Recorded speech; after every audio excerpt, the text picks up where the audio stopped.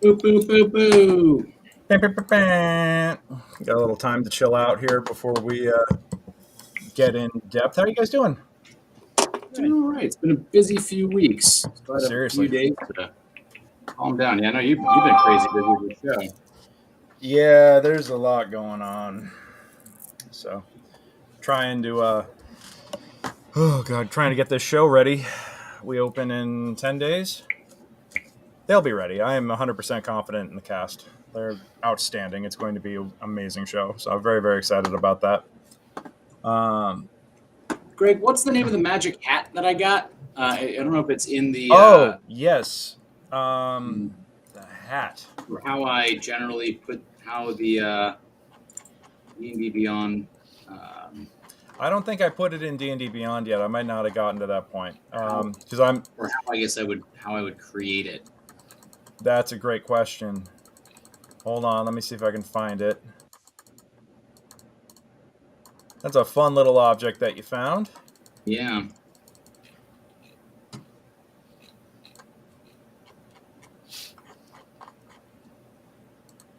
I really needed that boost to my AC. I mean, I was just a walking sponge before. It's true. The look on your face. I'll fix your wagon, sir. Yeah. We have a wagon? We have a wagon? Oh, wow. What, the artificer hasn't built one yet? With his, or is he too busy maintaining his army of minions? I am delighted that you think 2 is an army. Just wait until I create more. God damn it. I'm just waiting for Tiny Tony's turtle tank. Yes. It doesn't have to be good. It just has to be. I'll keep that in mind. It's like a pedal car for Tiny Tony. Yep.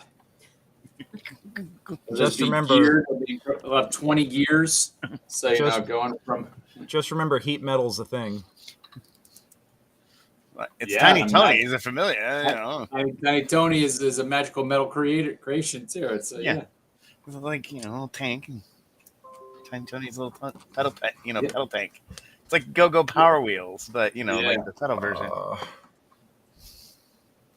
Where is it?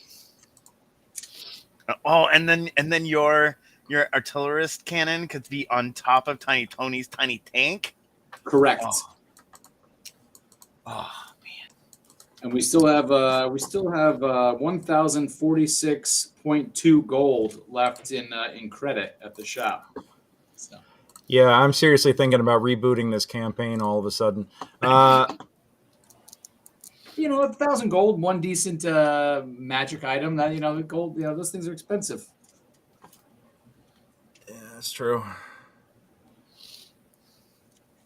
I mean, we're almost level 6. 1,000 gold's not that much for a large party. I mean, that's true.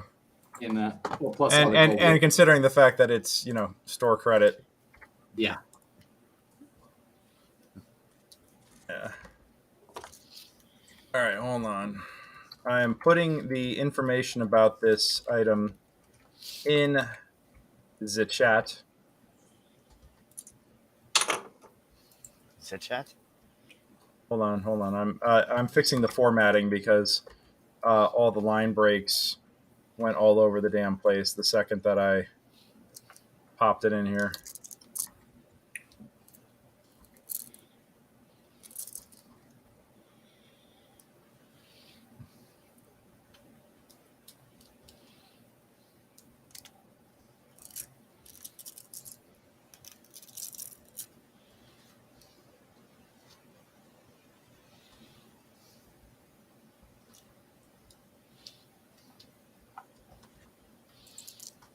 I just put it in the chat so you know what's up. Awesome. Yeah. So I remember, plus the main things I remember is they can pull a once per day. Once per day can pull a rabbit from the hat, and it could be. I mean, yeah. I house ruled that part about the rabbit of Carabanog because I, have a sense of humor. But yeah, I'll roll the D100 and let you know if it starts going Vorpal on things. Right. Yeah. Stranger things have happened. I mean, it might just happen when it's plot appropriate, just, because I like to watch my campaign burn every once in a while. Yeah. What do you mean, balance? What the hell are you talking about?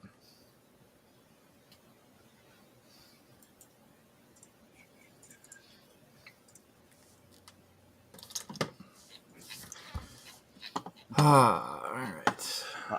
I don't have any magic weapons or anything. Everything feels pretty kind of balanced, kind of out of balance. I'm saying, Well, you guys also have racial bonuses to your AC, and you also have access to pretty much every spell and item. I mean, if this was a true West Marches campaign, you'd get Player's Handbook and be glad for it, So, I'm just saying. It just, because the thing is, like I said, I've said this a couple of times, but it bears reiterating. All of the stuff in Barrowmaze is actually meant for an incredibly low magic campaign. So most of like the treasure in the module and stuff like that is considered to be like underpowered for the way that we're rolling here, Mm-hmm. So, I'm doing fine. I'm doing fine with my cleric powers in an undead heavy campaign. I'm not complaining. Yeah, you're doing just fine. Are we still with the negative HPs on necrotic damage that we've taken? Oh, yeah, absolutely. You think I'm gonna let that go away? Come on. Y'all said you wanted a challenge, so and now every other table in the campaign has you to thank for that. So, or actually Seth to thank for that, technically.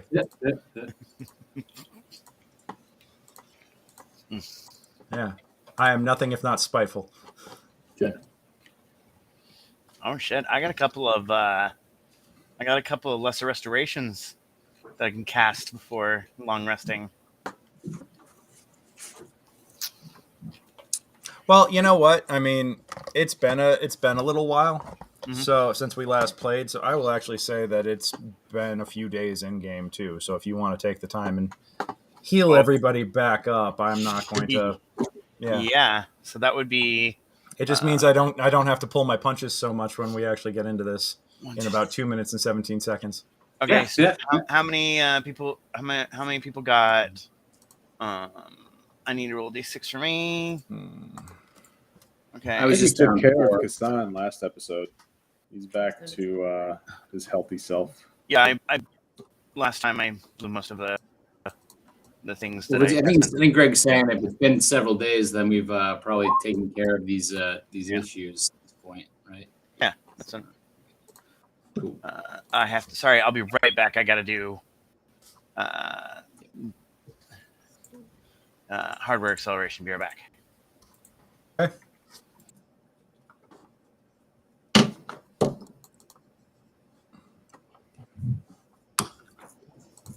How you been, Matt? Huh? How have you been? Not too bad. Enjoying the nice cold weather back here. I mean, how far outside of Boston are you? It's like 40, 45-minute drive. And where are you? North of Boston on the coast. Yeah, because we're heading there in a couple of weeks for a wedding in Ipswich. That's where I live. You live in Ipswich? Yeah. Oh my God! Wow. We're gonna have to get a copy. Yeah. Where's the wedding at? Crane's Castle? I think the wedding is at the Ipswich Country Club. Okay. Or the what hotel is it? The Country Club or is it it's Manor?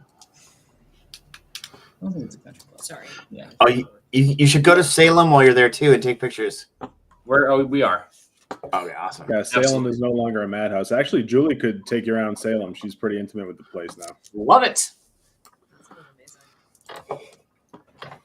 She's great. Yeah. Still need to get you one of those jackets one of those coats that Julie has. It's still one of the coolest coats I've ever seen. Those fuckers are pricey. Yeah. Mm-hmm. What? Yeah. We now have All a right. fuzzy demon bunny watching. Hello. Well, we know what that means. All right, looks like we have a few people joining us this evening. Thank you so much, everybody, for coming in. And good evening, ladies and gentlemen, theys and gentle thems. My name is DM Greg, and I am your Dungeon Master this evening. Welcome to Secrets of the Barrowmaze on a Sunday. Today is November 27th, 2022. Hope you all had a lovely harvest festival, whatever it is you celebrate this week. Or hope you enjoyed it. Hope you had some time to reflect on everything that you're grateful for in your lives, and hope you're enjoying some great food, great friends, great family, and not letting not letting the idea of thirds are going to make my stomach hurt stop you from enjoying as much of a feast as you possibly can. I know I sure as hell did. So but tonight we are normally play on Monday nights. We are hello, Fuzzy Demon Bunny. Thank you so much for joining us. Welcome. And you know me because I was around the Broadwater. I'm sure I know your name IRL, but I do not recognize the handle, or I never knew a Fuzzy Demon Buddy was running around the Broadwater. But hey, very cool. Well, thank you so much for tuning in this evening, and hope you have fun with us tonight. Anyhow, like I was saying, I'm completely derailed right now. Happy Harvest Festival. Hope you had thirds. Introducing yourself. Oh yes, So I, my name is Greg, and I'm a dungeon master. All good, no worries. It's okay. The hamster in my brain sometimes just jumps off the wheel and needs to take a lap real quick, and then it'll jump back on. Yes. So I'm a professional dungeon master with Mastermind Adventures. You can book me to run a game like this for you, with you and your friends, family, loved ones, enemies, if you're really into that sort of thing. We can get together, roll some dice, maybe sort some stuff out. So my specialty is a campaign called Secrets of the Barrowmaze. Barrowmaze is a Megadungeon, over 300 plus rooms, set within a 30-mile wide duchy in the middle of nowhere, backwater world. Monsters roam freely.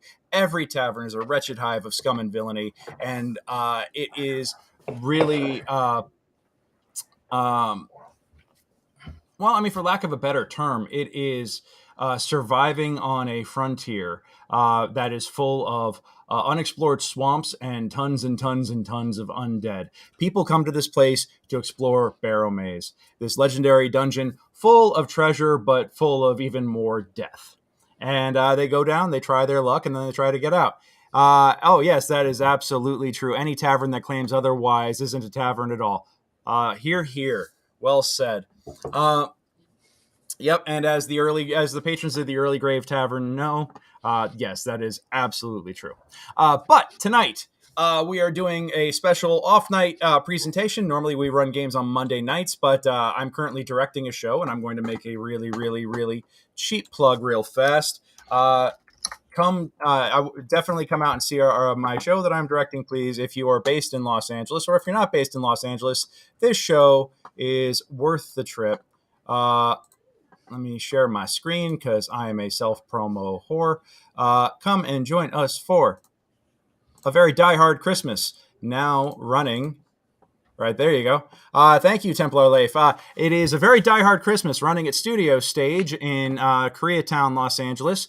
Very Die-Hard Christmas is a comedic parody of the movie Die Hard, mashed up with all of your favorite Christmas specials. I'm directing this production for Theater Unleashed, my theater company, and we open on December 8th. Opening night just sold out. We do have 7 more performances after that. I strongly recommend grabbing your tickets now because almost all of these nights are at least half full. Grab them now while you can. But this rehearsals are the reason why Monday nights are definitely not happening right now for games. So I definitely appreciate the Brute's flexibility and being able to adjust and not play at all some weeks and play on different nights others. So thank you guys. And speaking of which, let's take a moment here and introduce the Brute Squad. Let's go on ahead and take it. Let's just do the random. Nope, not me. Let's start with Anton. Anton, welcome. Hi, I'm Anton Ray, and in the game here, I play Miguel de Solotoni. I am the youngest of the Turtle Brothers, and I came from a cracked shell. I am a priest of St. Yig, but I don't know, I'm kind of not like digging the church recently. May be in the shopping for a new patron god. And I'm here to, cook some food and and help my brothers and my cousin out while they do like amazing things, and I'm just there to like carry the bags and like, you know, keep camp nice and clean. Awesome. Glad to have you, Anton, and can't wait to see what kind of trouble Miggy gets into tonight. Let's bring it on over to the table's power gaming couple. Howdy. Hi, I'm Paul Masterson, but in this game, I play Anthony, Tony the Tool Boy, Total Tony. I am a dual class artificer and wizard, and Greg loves to complain about my efficient small squad. As an artificer, I have my homunculus servant, Tiny Tony, who is me, just smaller, and he's got his Tiny Tony gun, and he loves to mop up the bad guys that are on their last leg. And then as a wizard, I have my owl familiar, Owl Capone. He's got big, beautiful eyebrows. Don't talk any trash about it, or he will mess you up. And we're just here with our family, doing good, setting people straight in terms of prejudices about our accent, and just doing a bunch of cool stuff. It's true. It's true. Yeah. I am Vicky Torotoni, known as Vicky Wick. And why is that? Because I bring the hammer down, both figuratively and literally, with my beautiful hammer. I also have a magical heavy-duty longbow, and having a good time whacking things. And anything I see shiny, always call dibs on, and making it work here with my cousins. Awesome. So glad to have you both here tonight. Thank you so much. And let's go ahead and bring it over. Let's bring it over to our final player this evening. Yes, Mr. Matt. I play Kassan Jonar, a murder hobo hexblade warlock with a heart of gold who likes to hang out with the Turtle Tonys and is the race outlier of a human and loves enjoying the delicacy of pizzas, which was brought to the lands of the Barrowmaze by the Turtle Tonys. Facts. Just don't throw any pineapple on that one. Nope. No pineapple. At least don't do it in front of Frankie. Yeah. I forgot to tell you guys, I don't know if I told you when I was back on Isla, that there is a pizza shop there on Isla called Pete Zaz. There's an actual kidding. shop. Yeah. Didn't get to go in, but next time I go back. Picture? I did. I've got a plan. Yeah. I love this. Awesome. And also, quick shout out. I want to give a shout out to one of the other members of our brute squad of players who is in the cast of Very Die Hard Christmas, Mr. Joe McMahon, who was a part of our previous campaign, our campaign that is currently on hold, which is Brutes in the Shackled City. Joe plays one of our Dragonborn fighters, one of our warriors, and he is currently playing the douche terrorist in A Very Die Hard Christmas, as well as other roles. And so if you want to come out and support, if you love the Brutes, definitely you want to come out and catch the show. I'm going to be that bitch right now and put up the ticketing website. If I was smart, I actually would have, prepared this in advance, but this is all very spur of the moment.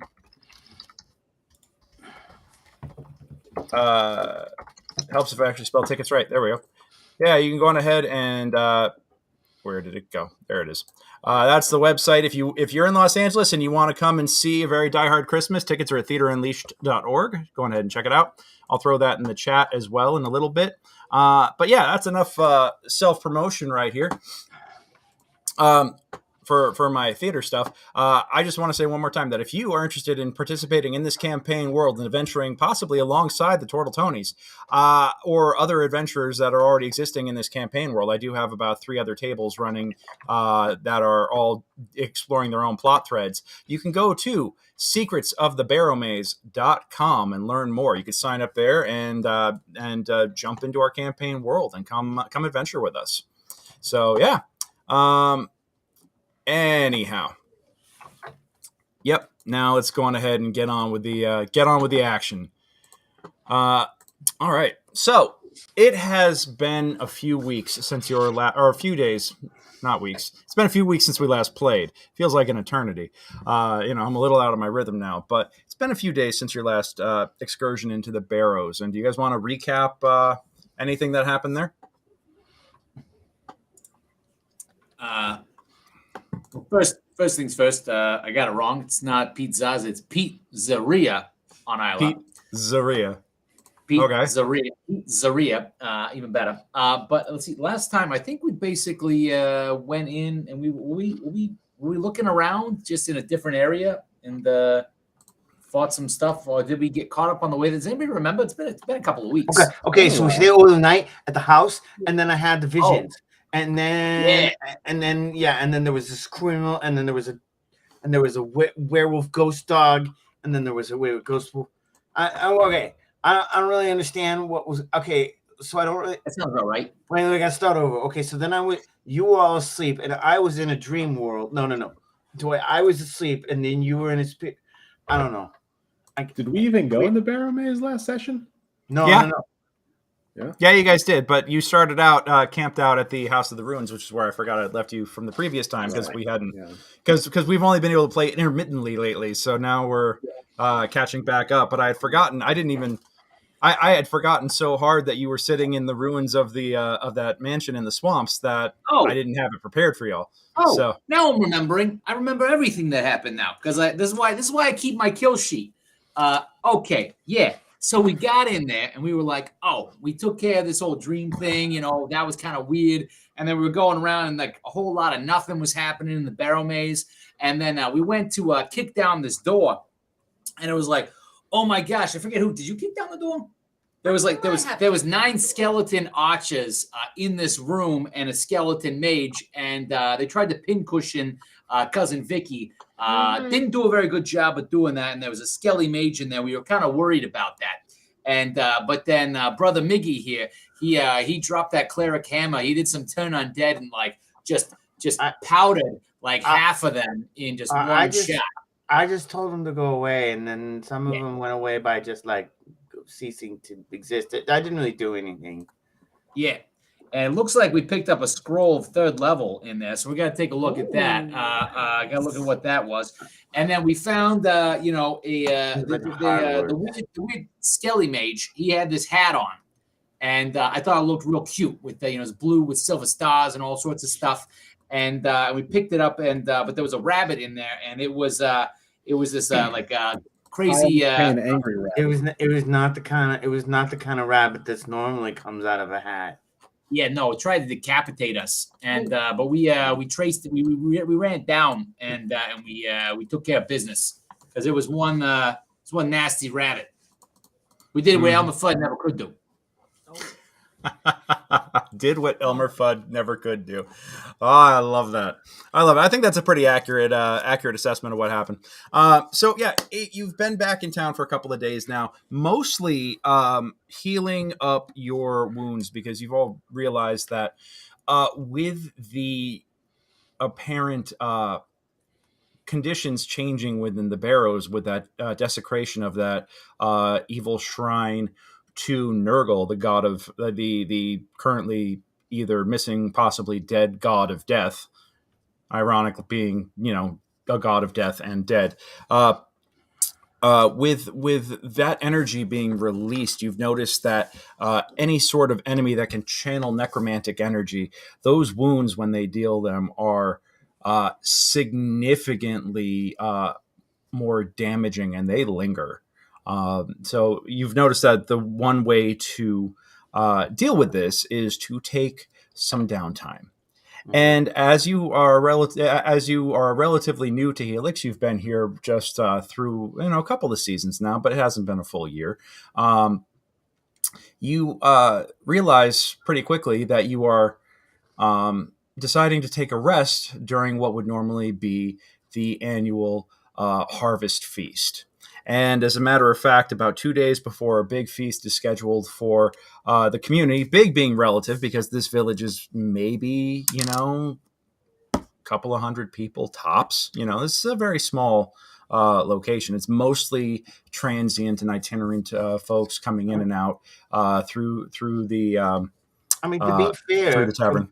As podunk villages go, it's fairly metropolitan. Cosmopolitan, certainly. I mean, but metropolitan, I don't know about that. I mean, it's literally a one street Hey, town. they had a Well, big birthday party for a dragon. That puts you on the map. It's a cut above the other. Okay, I'll give you that. I will absolutely give you that. Yeah, throwing a birthday party for Barnaby the dragon definitely put Helix on the map for a minute.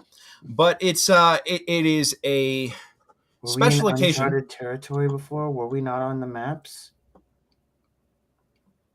Not a very big spot on the map, I'll tell you that. Oh, But yeah, but it's with great pomp and circumstance and a utter lack of enthusiasm from anybody in the village when Viscount Crothos Ironguard, son of Lord Kell Ironguard, Duke of Helix. The Duke of Eric, in which the village of Helix is located within his domain, comes to town. Lord Kell is very popular amongst the people, but his son, the Viscount, not.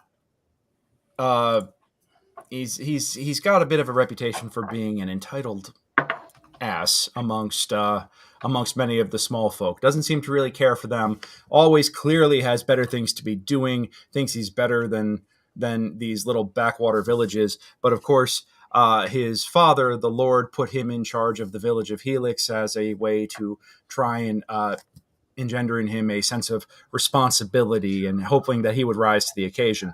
Although he spends most of his time at Ironguard Mott, the seat of power for the region.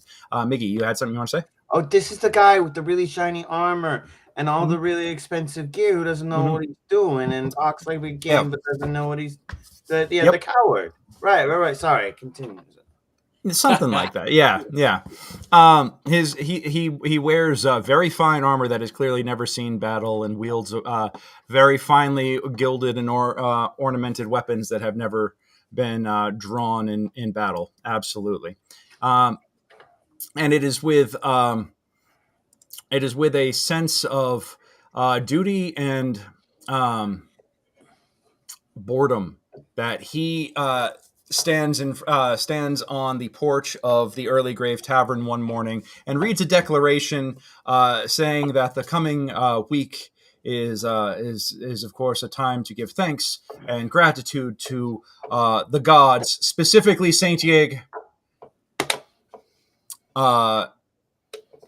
for blessing them with such wonderful bounteous harvests and such luck as they survive, as everyone strives to survive on this within this wild region. And then he announces a group of 4 who have the honor of going off and hunting for the main course of this year's harvest feast. 2 of them are individuals that you've actually never met before. But the other 2 are folks that are very familiar to you. One of them you recognize as Valeron, an elven bowyer and fletcher whose shop is not whose shop is only like I was about to say 1 block down from the Early Grave Tavern, but there's literally only 1 block in town. So he's at the other end of the street, his shop. He most of the time is off in the woods harvesting spider silk and finding appropriate lumber to make bows and string them and make arrows. And he it's whispered that he weaves ancient elven magics into some of his works, giving them additional special properties.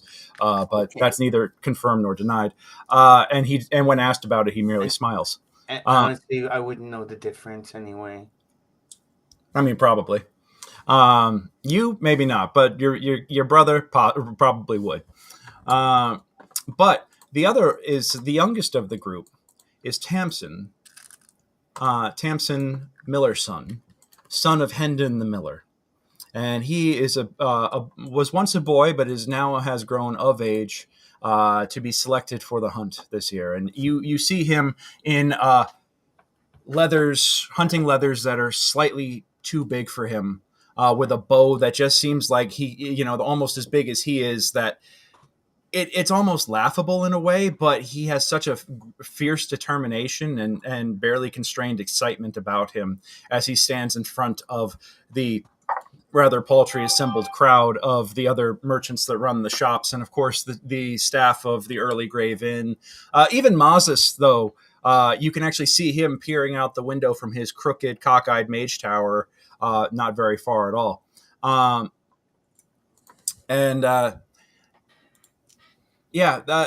There's some brief applause, and he.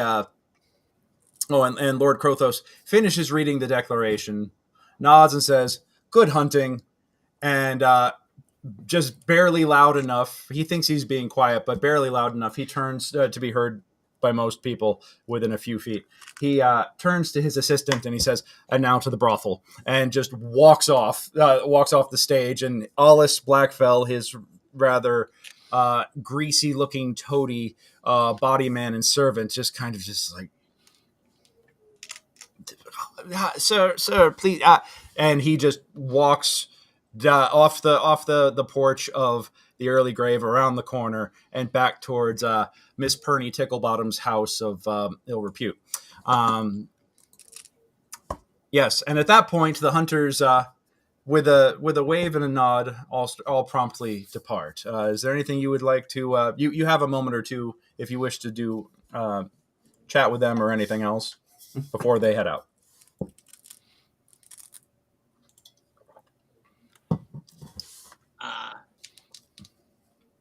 I mean, the hunter who's got all the magic stuff. He's wandering off too.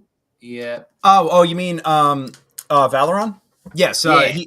He's actually in well-worn leathers that almost have like a ghillie suit quality to them. Like, but if a ghillie suit wasn't long and viney, but much more like twigs and leaves, he's got leathers that are very clearly designed to blend into like a sniping position or a sniping nest.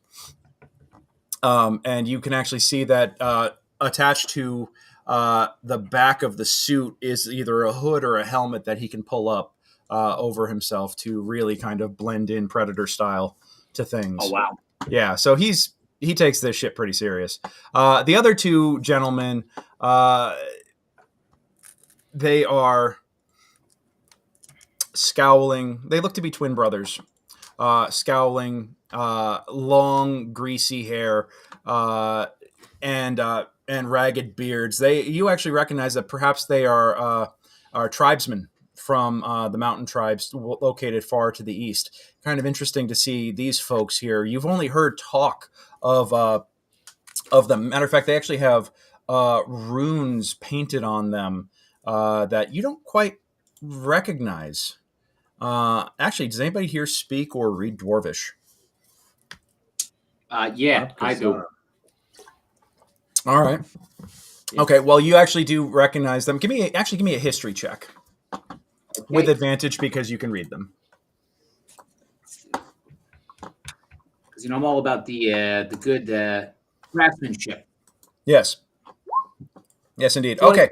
Yeah. So you actually do recognize this, oddly enough, amongst worn by humans, but these seem to be dwarven war runes, dwarven battle runes. It's a kind of war paint that the mountain tribes would wear when either going to war or hunting, and they are signs of strength and protection and good fortune. But yes, as I mentioned, these are two humans, twins. They are hardy and stocky. And wielding bows that, let's just say, I mean, do you guys remember the Scorpion King movie? The bow that The Rock had in that? Yeah. These bows are like anti-tank guns, carried by people, like they are thick. The strings are incredibly thick. Whatever they're shooting, they're going to go right through it probably with these things. It's like trying to snipe somebody with an anti-tank rifle. So you don't know what game they're going for, but whatever it is, they're playing for keeps. And they kind of just like nod, and you realize that they're not mean. They're just gruff and standoffish. And you remember that they were introduced as brothers from tribes to the east, but nothing more specific than that. And they are grumbling amongst themselves in Dwarven about how this puppet man could not even name us or our families. He dishonors us.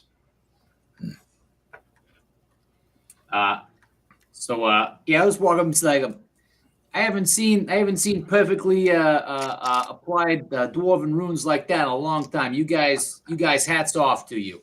I really I love it. In what language do you speak that in? In common. In common. They kind of look puzzled at each other, and they say, one looks at the other and says, the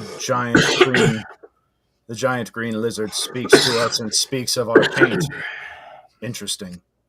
As he understands that they are of dwarven origin. Very interesting. I say, Valorant. I've been hearing really, a lot of praise about some of the stuff that you make. I wonder if you got any, if you're making, stuff for other people, or if as an artificer myself, I'd love to pick your brain sometime about, some of your tips and tricks, because, from one craftsman to another, always looking for new stuff and new techniques. Well, friend, perhaps. He stops as he was going through his inventory. He's going through his pack real quick, make sure that he has everything. He says, yes, friend Anthony, perhaps we could take some time over a pint and discuss our mutual interest in the trade of creation.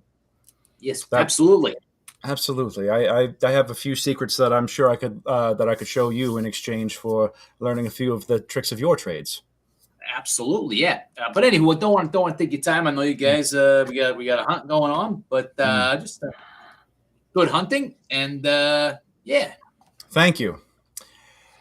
May Hearn the Hunter guide us. I wish that our leaders could have bothered or been troubled to invoke the true gods that we need to appease on this day, but politics being what they are.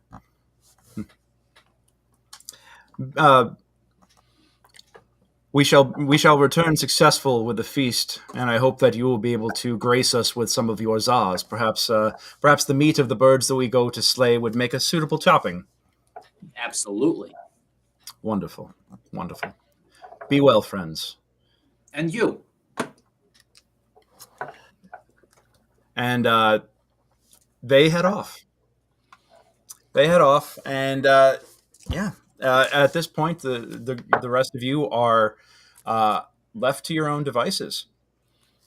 You know that the feast is in 2 days, and they're expected to come back. They could come back at any time, but if they want to have enough time to prepare the feast and everything else, they should be back no later than tomorrow morning. Which means that they should probably be back by this afternoon or this evening, because no one likes being out at night in this region, for that is when the dead walk. So everyone goes about their business. Oh, I'm sorry. Maggie, what's up? If no one, should we go so like the Hearn Hunters one, we went to his circle to do the resurrections at, right? Yes, that is correct. Mm-hmm. Okay. Well, and then there was, some demons that showed up, right? And this is true. And okay, so maybe we should probably go out of our way a little bit to do some nice things for the hunter, because they did nice things for us, and if we want the festival to go well, we should probably spend some time going out there and doing something nice. But I don't know what to do, so maybe we gotta go talk to the wizard guy and see if his library has any information about that stuff for the hunter guy. Yeah. Or would that be like religion? Would you know about that? Or I don't. I barely know. I barely know the stuff for saying the stuff I'm supposed to know. Gotcha. It's hard to remember some of that stuff sometimes. That's it. Religion is an intelligence-based skill for some reason. I have no idea, but it's a good idea. Maybe we should go just chat with Mazan and be like, hey,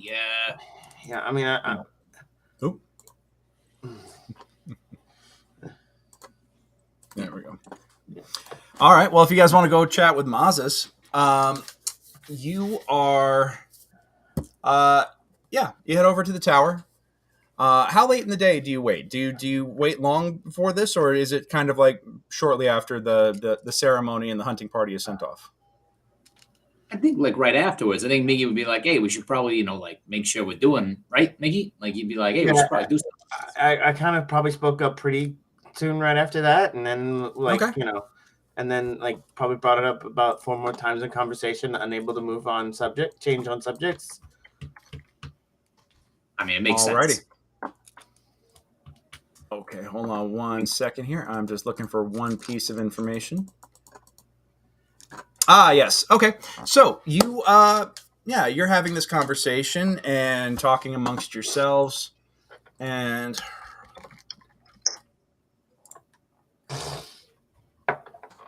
okay. And after a few moments, you decide to head towards Maz's tower, and give me a quick round of perception checks.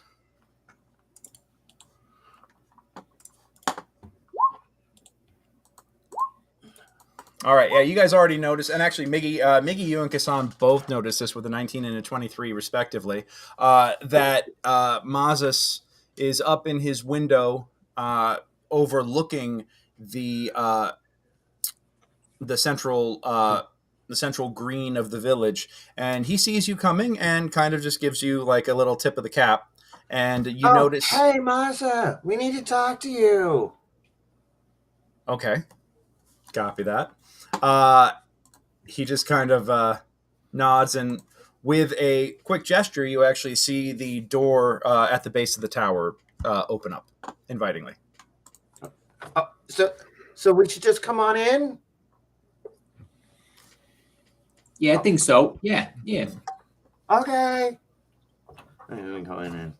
All right, so you go in and up in the tower, and yes, friends, Total Tonys. How are you on this festive week? I'm concerned. About? Okay, so like this is a festival to Hern the Hunter, but there aren't a lot of priests that aren't there anymore, or like around the area, and they're sending out hunters, and the elf guy with the bows,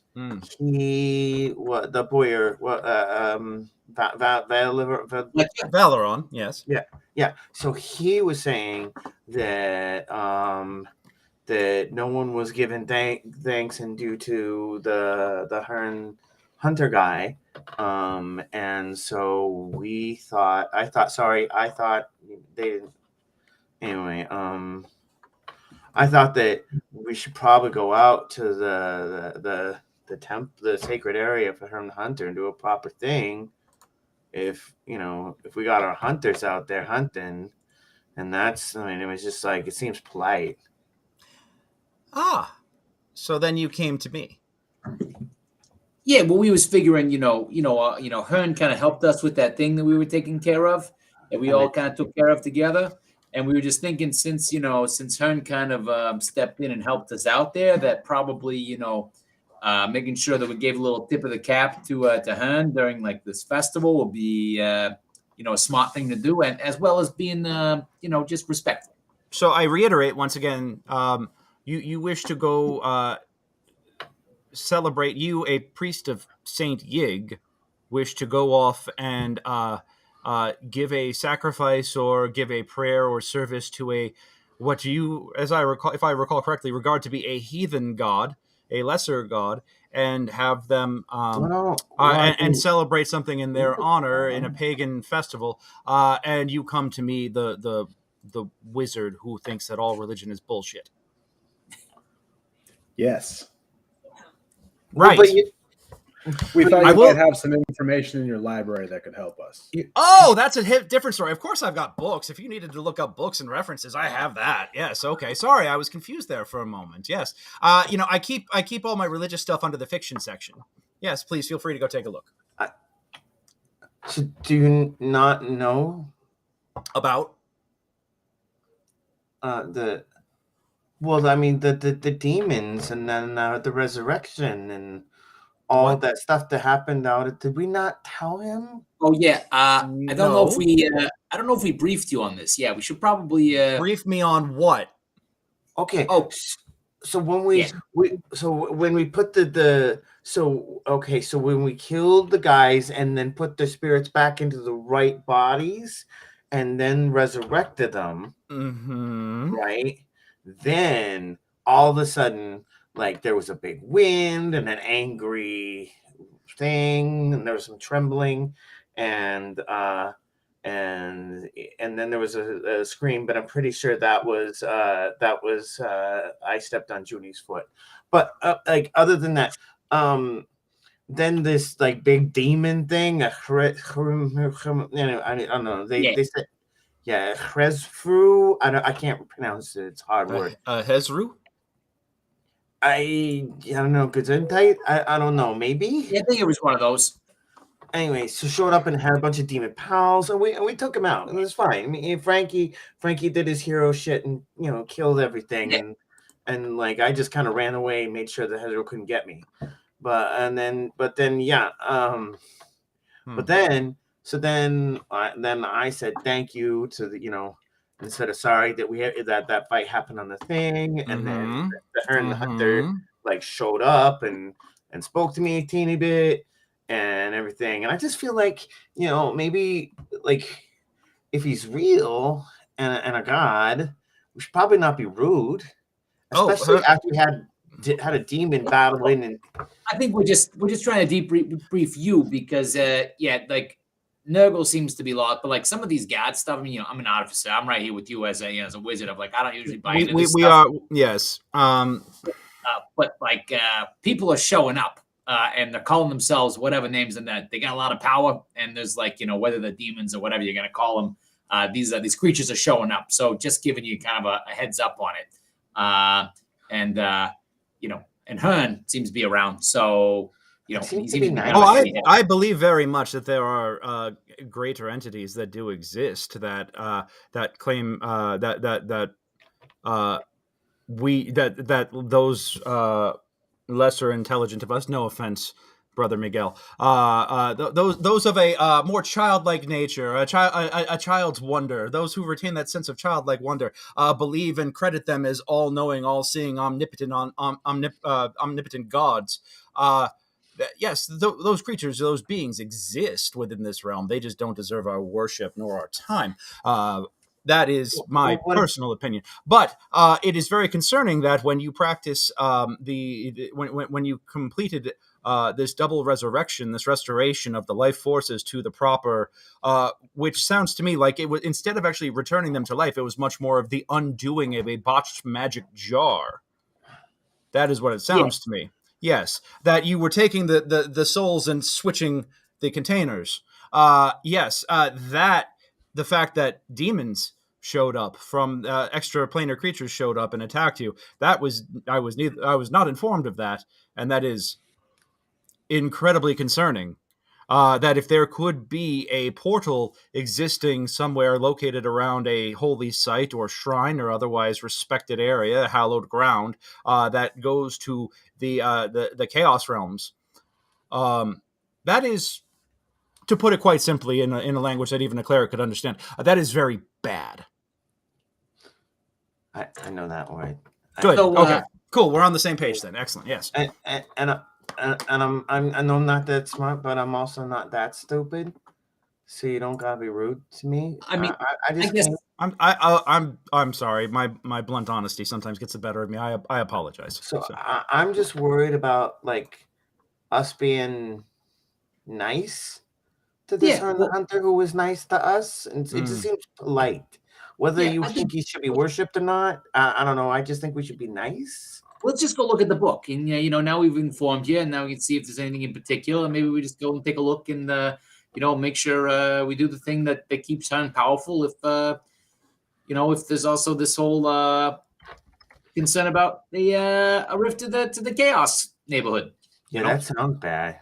I didn't even thought about that. That's yes. I'm very concerned about that. I don't know what could have happened there. Whether that it could be something while you were unfucking the fucked magic, or if you were, or if this is just indications of something else. Things have been very strange lately. Have you noticed that that I've noticed more and more coming back complaining of wounds that don't heal? Yep, we've seen Even with basic, even with the best of healing magics, that it takes acts of restoration and in order to cleanse the wounds of necromantic energy, life draining energy. There are many larger strange things afoot here, and I fear that there is yet another. Of course, another party of adventurers recently went off hunting for a druid of Impurax who tried to have a cart full of toxic zombifying spores smuggled into the town in an effort to actually have it set off in our water supply. They thankfully were able to prevent that, but your fellow clerics, Brother Miguel, were not able to help already infected individuals. But I'm sure you're aware of the plague house that they had to burn down in your own backyard. That is a whole other situation. You've obviously been down in the Barrows quite a lot lately, so perhaps you missed a lot of that information. But yes, as I have mentioned before, many strange things about.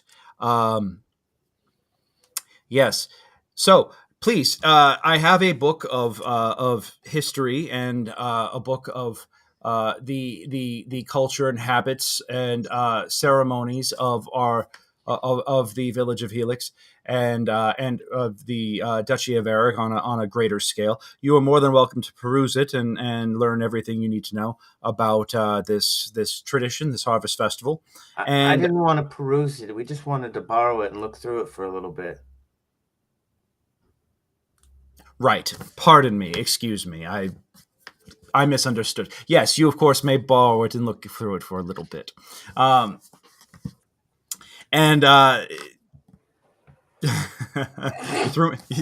damn it, Anton.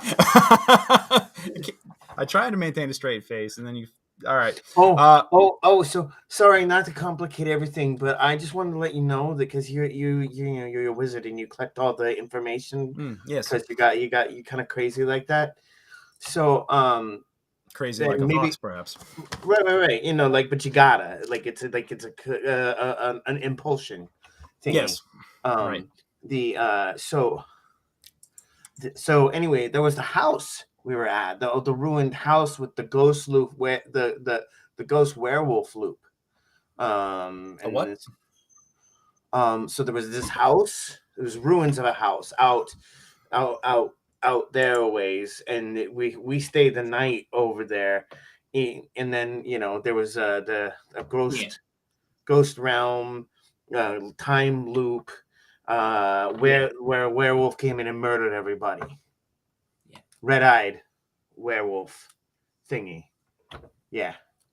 It's out there, and it's got the psychic impressions there for people who are like sensitive to this kind of thing, and I got to relive it over and over and over and over again. And I thought it was because you're a big brain guy who like sees the bigger picture, and I don't really see the bigger picture. Interesting. And so I thought I'd tell you. Where is this located? Oh, I could take you back there. Swamps. There's a ruins out there. What direction? I tell him I don't geographically don't know. Southwest. Yeah. Southwest, but west of the Barrows. Yeah. Mm-hmm. Interesting. Very well. But, I shall thank you for informing me of this. I hadn't heard about any of this. I shall perhaps see what I have in my records of anything regarding this. And if you learn anything more about that, I'm certainly very interested. Hey, Jules. Hey, Jules. Yes. Very, very interested in learning more about that in particular. Mm-hmm. Yeah, absolutely. But we should probably get the going, don't you think, before, spend too much daylight to see how Hen's doing and. Right. Yes. Please take the book. You may borrow it. Please return it within a day, or otherwise I'll just have to start imposing fines. And then after, if it's Like if it's a a week, library. yes, if it's a week late on return, I send the iron golem after you.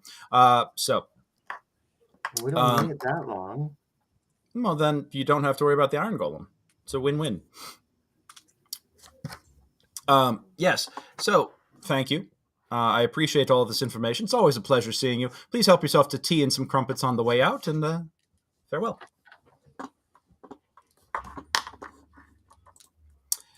All right. And now what do you guys want to do? I think we should go to the. You want to? I think we walk while we walk towards where the where the temple was while Miggy reads, or one of us reads. Okay. I'm not so We can good read, at right, reading. Miggy? Or I mean, I can't. Not I- it for reading. I'm good at reading. If you- All right. Yeah. Well, as you head out, what is everybody's passive perceptions, if you don't mind me asking? Mine's 11. 17. 13. 17? Miggy's got a 17? Yeah. Jesus Christ. All All right. right. I don't have much of an internal monologue, so I'm always kind of paying attention to what's going on around me. That's fair. All right. Well, as Tony is, nose deep in the book already, scouring through it, looking up information about the history. It's a pretty, standard harvest feast where once a year they come to celebrate another successful harvest of peat moss and other, and the other items grown, the other crops, pardon me, that's the word I'm looking for, crops that are grown within the region, to give thanks to, originally, of course, is dedicated to Sylvanas the Green Man and his son, Hern the Hunter, but which sticks out to you because Lord Krothos obviously gave no such offering to Hern the Hunter or the Green Man, Sylvanas, but instead chose to acknowledge and honor Saint Yig, the one of the futurists, one of the new gods compared to the quote unquote backwater old gods, and the gods of the old ways, with which many in the region still hold to the old ways, although they can't necessarily do it overtly. So yeah, Tony, you are nose deep in the book. You are reading up on the rituals, and normally this is a day of it's a time of feasting, but it is also a time of making offerings for a mild winter and for good hunts and the ability to sustain themselves through the frigid months when the ground freezes and that their stores last long enough. It is a time to say thank you and show gratitude in order to be granted mercy by nature. And yes, as it was obviously said, no such offering or mention was made at this when the hunting party was sent off, which may not bode well. As you are going, heading out of Maz's tower and heading back towards the center of town, Miggy, you notice immediately, standing in front of the church of Saint Yig, are your fellow acolytes, Celia and Gamdar, and they are both conspicuously trying not to look like that they are observing you. They look to be kind of like as you come out, they go from standing and looking at the tower to, polishing the doorknob or sweeping the stoop or other things to just look kind of busy. Mm-hmm. And Gamdar kind of sees you, wave and nods, and brother. Yeah. Celia kind of just scowls, doesn't really say anything. I'm not good at scowling. I kind of try in response, but I don't. Okay. So I just smile back and wave. I try scowling for a minute, Mm-hmm. and then smile back and wave. Yeah. Cool. And what do you guys want to do at that point? Do you want to keep on heading out towards the shrine? Yeah, I think so. Right. Sounds good. So you head out, and it's about an hour's walk. So it's about mid-morning as you start heading out.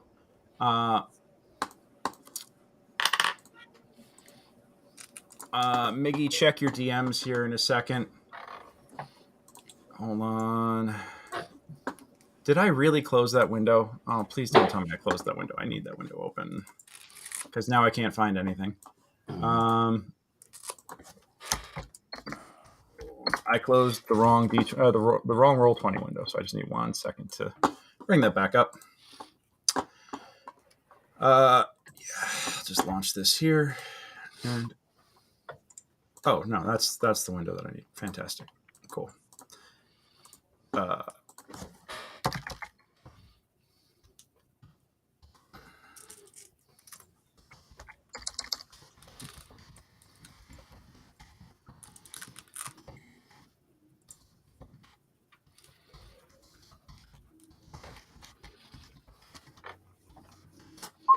All right, there you go.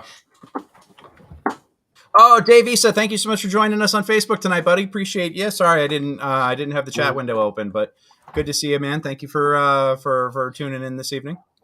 Yeah, there we go. So, do you see? You got that? Oh yeah, I got it. All right. Yep. Okay. And Right. yeah, the 4 of you head off. Up. Okay. Cool. I guess Miggy must be ready to take that information and do something with it, which is always good. Go on,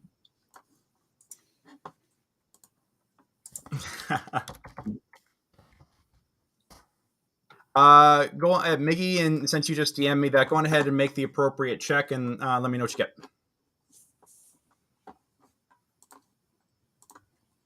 All right, I'm just waiting on that response. In the meantime, yeah, Paul, you continue on and notice that this book basically, details the feast, the history of it, what the proper prayers are. Basically, what the hunting party has been sent off to do is to get enough game birds to feed the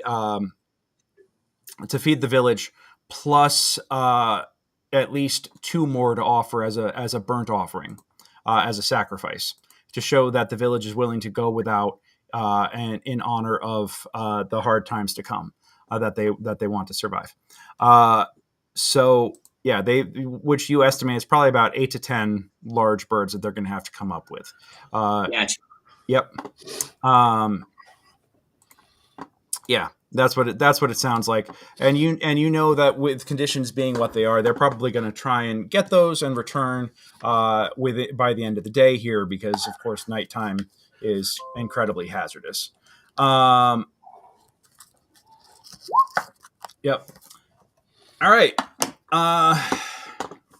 Yeah. As you go through a thicker patch of forest, Tony, you're still reading the book. Vicky, Kassan.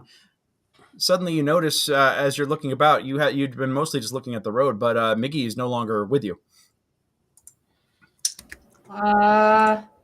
Did Miggy say anything before he snuck away?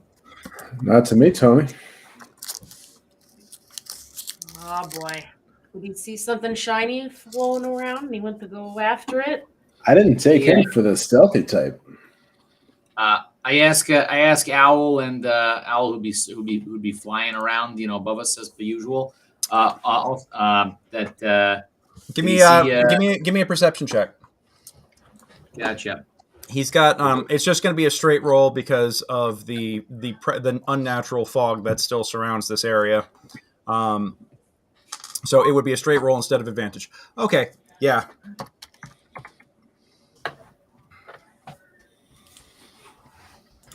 And Miggy, go on ahead and with the 22, Al Capone spots you. Go on ahead and just describe what it is you're doing real quick. Okay. All right. I have ducked away from the trail, and I've snuck back, like I'm doing, like taking towards our back trail. Okay. I get spotted by Al Capone. Do I spot him because he's not in active stealth? So, give me a perception check. Okay. All right. Actually, with your passive perception of 17, absolutely, you would actually spot him soaring over. Yeah. Okay. I wave to him. And I point at my eyes, and I point at our back trail. Okay. Gotcha. And yeah, Al Capone definitely detects the fact that your party is being followed. Gotcha.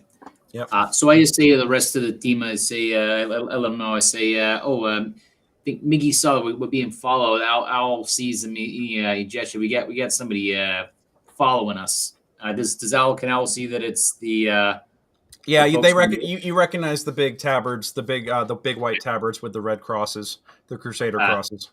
Yeah, is it the, and one is tall and blue green, and the other is a humanoid with brown hair.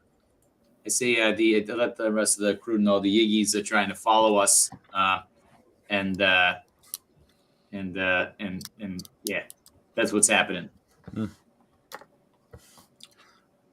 Cool. All right, what do you guys want to do? I think we just keep on walking and see if they unless we want to hide in the bush. What do you think, Hassan? What do you think? Were these his cleric Yep. Yeah. subjects? I mean, I wouldn't think they're gonna like attack us, right? Do we want to jump out and scare them? Which I'm all What? for. But They already see us. I think. Well, no, I think we just keep walking a little bit. I Yeah. mean, you know, Miggy's sneaking. Miggy's sneaking pretty good, from what Ali is saying. Yeah.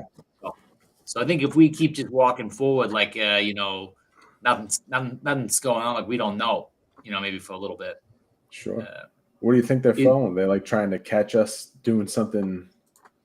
Yeah, they've been, they've been saying they haven't been happy that we've been helping people, and I think they're a little bit, they didn't know what we was doing in terms of helping those two guys who were, cross bodied, but Yeah. they seem to be, they're kind of zealous in the worst kind of way. So I don't know, it's going to be moving in on this town. Yeah. I would like to loudly state that we're just looking for another pub because I drank all the Merlot at the local one. And so we're just walking around finding a new watering hole. Yeah. For me. And I'll be like, you said there was a dryad or something out here, right? Who had good wine? I mean, what some sort of, yeah. Who's hiding the wine? The best part is my perception checks just really sucked, so they can't really hear you no matter how loud you're being. Okay. Yeah, but do you guys carry on the path, or do you hold up and wait for a minute and risk exposing Miggy? I signaled to Al Capone to have them slow down. Okay. So I need to tie my shoe. All right. Yeah. Again. Let's have a little snack here. Let's have a little snack. Okay. I So you got guys those hold up. You see that they, Miggy, from your vantage point, stealth. Describe to me how you're hiding yourself right now with the 21. I am like in a. I find a little bit of a where the rises up in the trees that has a big, nice bushy section, so I can get a little bit of elevation, and then I can sidle up in and kind of mostly go back into shell. So I have I'm just right kind of in the bushes, so I'm only barely poking my head out of my shell as I'm down on my belly and amongst things looking out. Okay. So yeah, you are mostly seeing the telltale signs of their legs and their big shiny black leather boots and the other trappings of the church. You see them stop. They kind of freeze in their tracks and kind of duck about as if they notice that the rest of the party has slowed down and they're concerned that they might have been made. You can hear them whispering amongst themselves, even though you can't exactly make out what's being said. But judging by their body language, it's almost kind of obvious. Do we get a count of how many? Just two of them. Okay. All right. Well, then I'm going to do this. I'm going to come up with my bola and wrap the first one into my bola. Make an attack roll with advantage for surprise.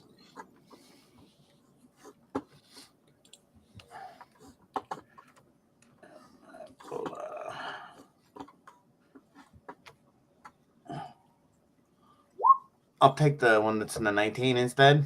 Yep. All right. So yeah, you swing your bola about and launch it. Who do you want to hit? I'm gonna go with the scally face one first. Oh, okay, Celia. All right. Yeah. So yeah, you wrap the bola around her legs, and she trips over them and falls prone to the ground almost immediately as you leap up. Gamdar immediately reacts, and roll initiative. Mm-hmm.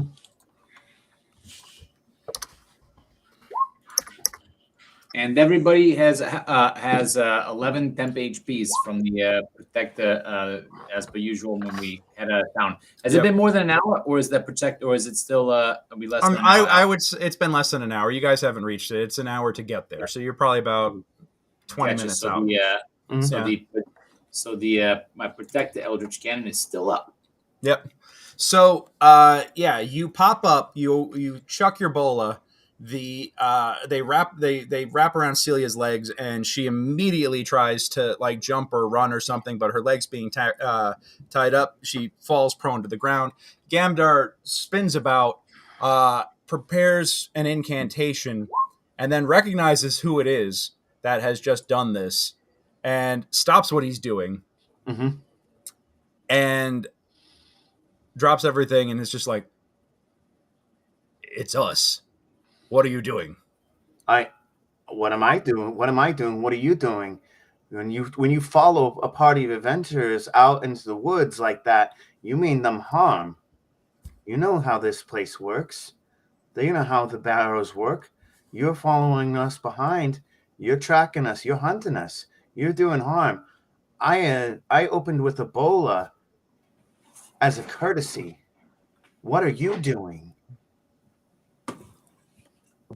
Trying to find our brother who has lost his way. Who is?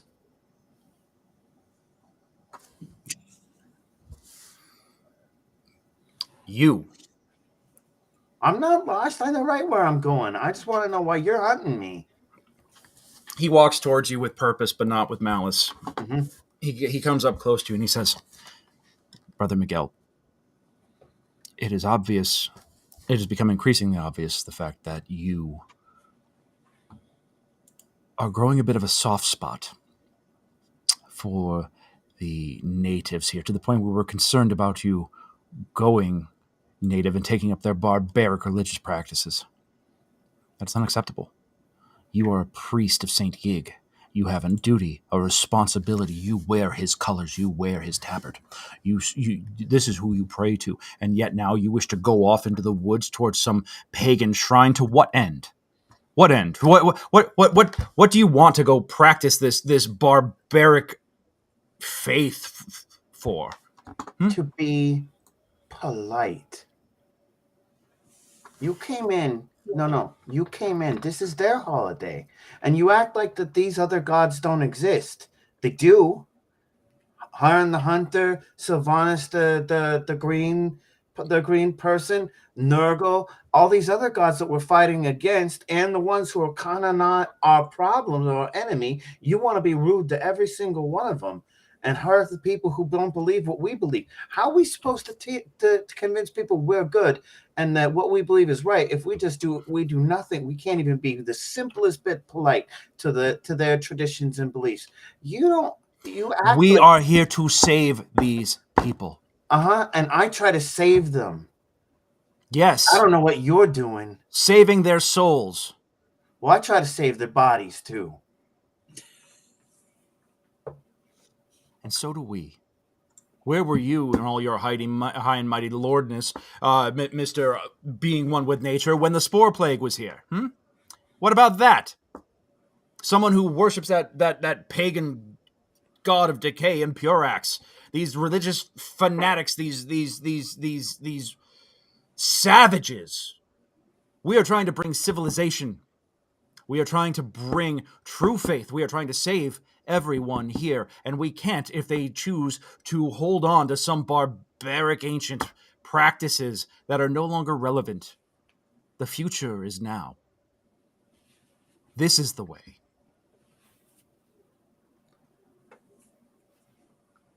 They need to see the light the way that you have, brother. I don't think we see the light the same way, brother. I love Saint Yig, and I love the teachings, but I don't believe the same way you do. I'm Then you sorry. Then you clearly don't believe. And he walks away. He walks off. He actually helps. Celia at this point has managed to undo the bolas around her leg while you were talking. He helps her off the ground, and he says, over his shoulder to you,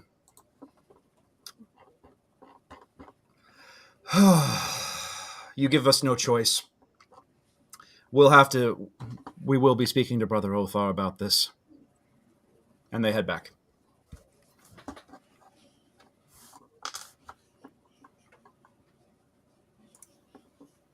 Okay, I pick up my bola. Mhm. Did she break it? Yeah, she cut it. I mend it as I'm walking back. Boss move. There you go. Yeah. All right. What was that all Cool. about, me?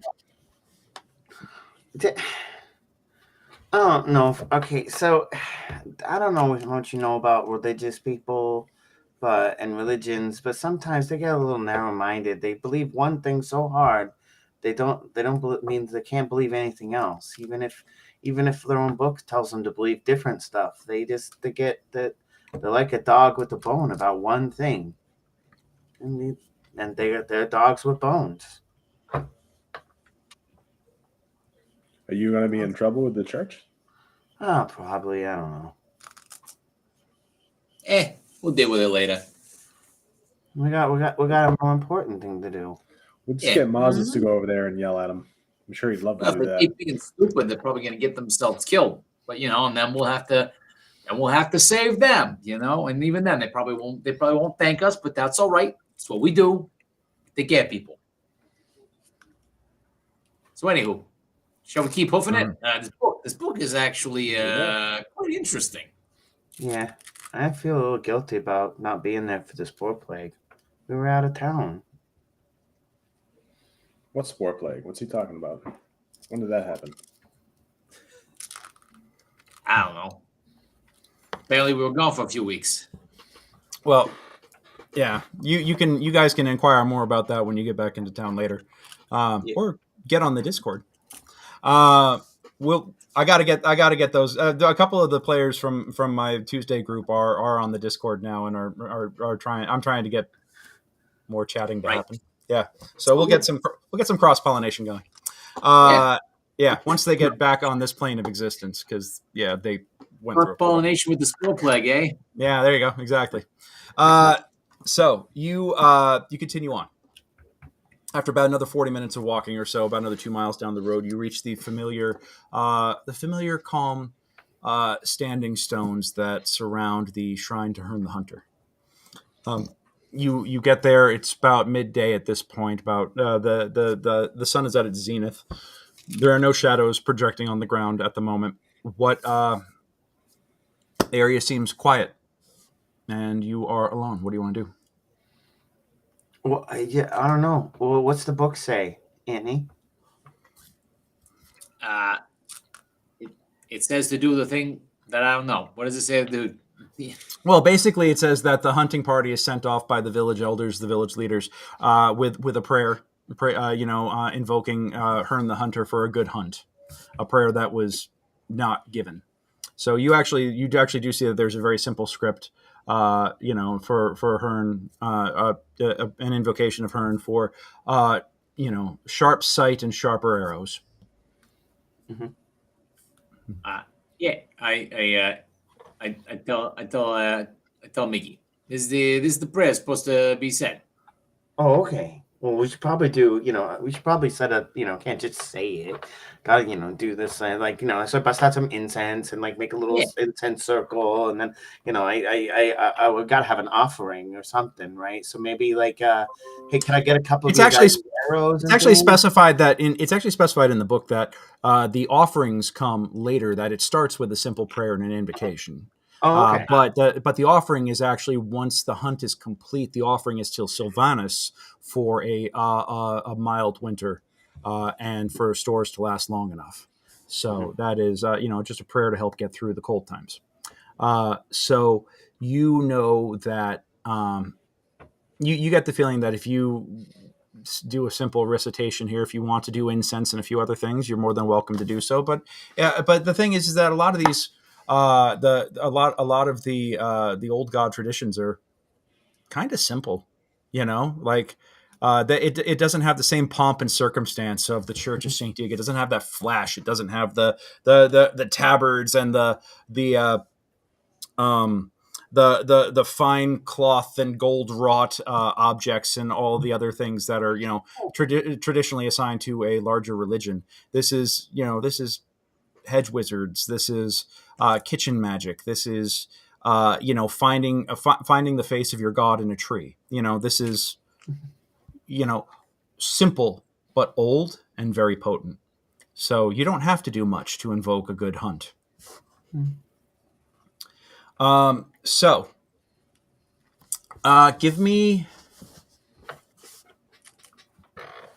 who wants to lead the prayer? Who wants to lead the invocation? Not it.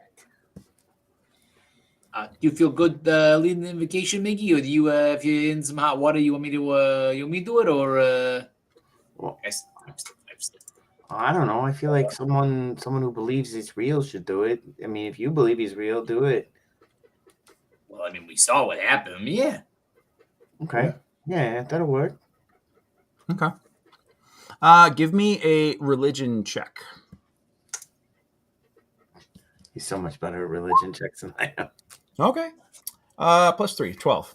All right. So you do kind of like, actually, you know what? Even better. Give me a performance check. We're performing. Ooh. Maybe I should do that. Oh, there you go. Hey, there you go. All right. With a So, -1. with the book in hand, you actually do manage to give. Conveniently, the book actually has phonetically spelled in common the prayers that are normally in Sylvan. So you actually do manage to give a decent rendition of the very simple prayer, the invocation of Hearn, for Hearn's guidance and Sylvanas' mercy for a good hunt.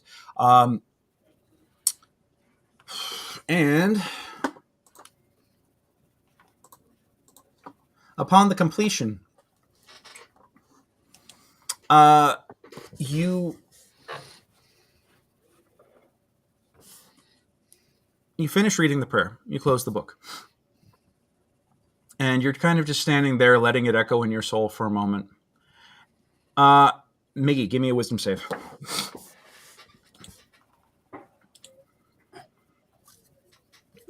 Not great. 16. That is enough to avoid damage. Okay. You, out of nowhere, you are standing there just listening to this and kind of like silently nodding along and putting your energy and intention into this prayer and opening your mind and heart in this invocation to Hearn the Hunter. And you feel out of nowhere almost a sinking sensation in your stomach. And at first you wonder if is this guilt? Is this something's not right here? This is this, could this be Saint Diego being upset with you for, worship, praying, giving praise to another god or something like that. But suddenly, you feel a rush of wind in your face. You hear a scream. You feel the slashing of talons across to your chest. You hear an incredibly loud screech. The rest of you, what you see is Miggy yelp in pain. His eyes roll into the back of his head, and he collapses on the ground, unconscious. And we're going to take our break. Okay. All right. Let's go ahead and take 5 real quick. Freshen up your drinks, and then we'll come back and finish up our holiday special. Yay. All right. Can we get that click-clack music I like so much? You like the click-clack track. Let me see what I got. Oh, you know I do. I know you do. I know you do. Here we go. See if I can get the click-clacks.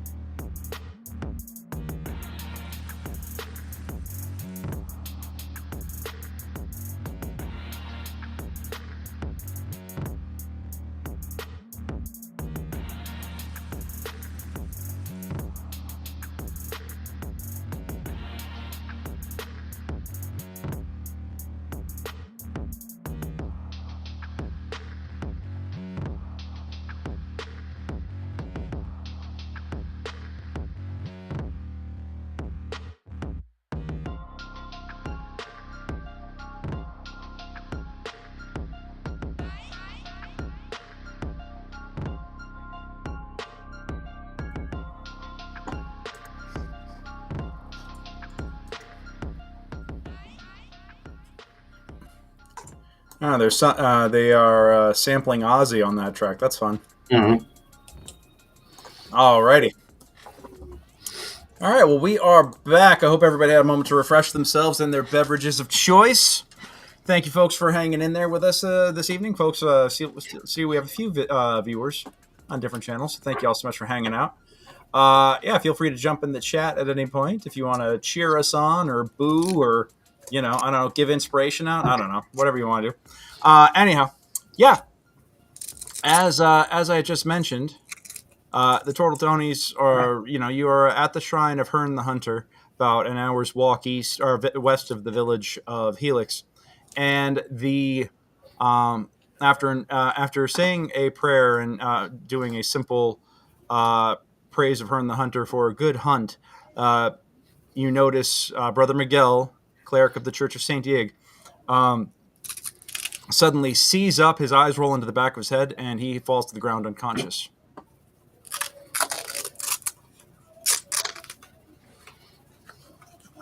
You guys ever seen him do this before?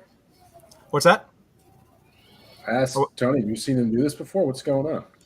I'll kneel by Miggy, see if is he having like a seizure or is he kind of unconscious? No, you actually do see his turtle tongue lolling out the side of his head. His eyes are open but glazed over. He is breathing, but is not. The lights are on. Nobody's home. More than usual. I mean, yeah. Mickey never did this as a kid, right? I mean, this is a No, you've never seen anything like this. Yeah, no. I mean, Miggy's had a lot of moments, but this is not one of them. Yeah, this ain't what Mickey does. There's a lot of probably not a coincidence that this happened while you were doing that incantation. Yeah. Yeah, I don't think so. It seems like he's passed out. I'll put some bedroll under his head as a cushion. With my investigation of 12, it looks like he's unconscious. He is breathing. If anybody wants to try a medicine check on him, you're more than welcome to do so. I did an Arcana check of 14 to see whether I recognize anything like that. I might be sleeping with my check of 6. My medicine check of 5. He's sleeping. He's just having a nap. All right. Yeah. You. Yep. Do you try touching him, shaking him, anything like that, or is it just like you guys are just kind of like poking and checking his pulse and? Yeah, I try and make sure his airways clear. I try and open his eyelids a little bit. Like, hey, what are you doing? Hey, not the time to lay down. Man, they're so good at this. Yeah. Right. This is your job. Miggy, in the meantime, you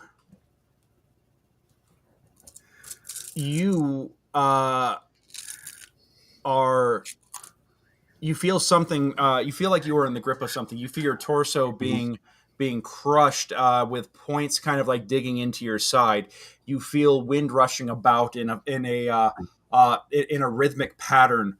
Whoosh, I've been snatched up by a giant bird.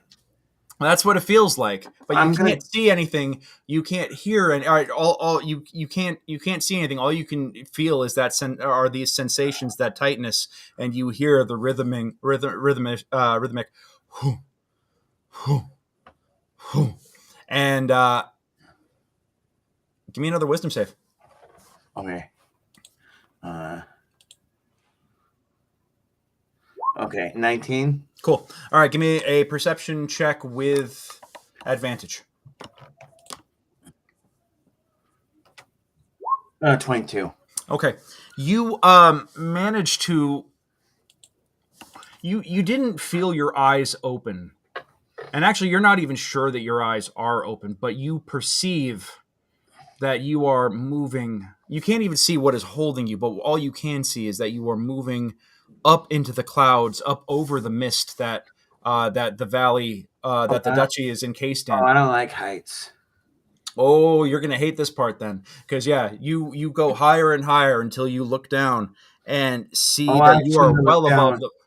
Yeah, you are well above the fog. You give me an insight check. I can tell you that Oh, 26. These aren't your eyes that you're seeing through. These are somebody else's. Oh, good. Then You are I'm not you up are high. not Oh, you are not in control of where you are looking. okay, Right. so I'm not up high. Okay. That's Although the jabbing sensation of pointed talons in your ribs seem to indicate otherwise, and you realize that the feelings that you're feeling are, where's your shell?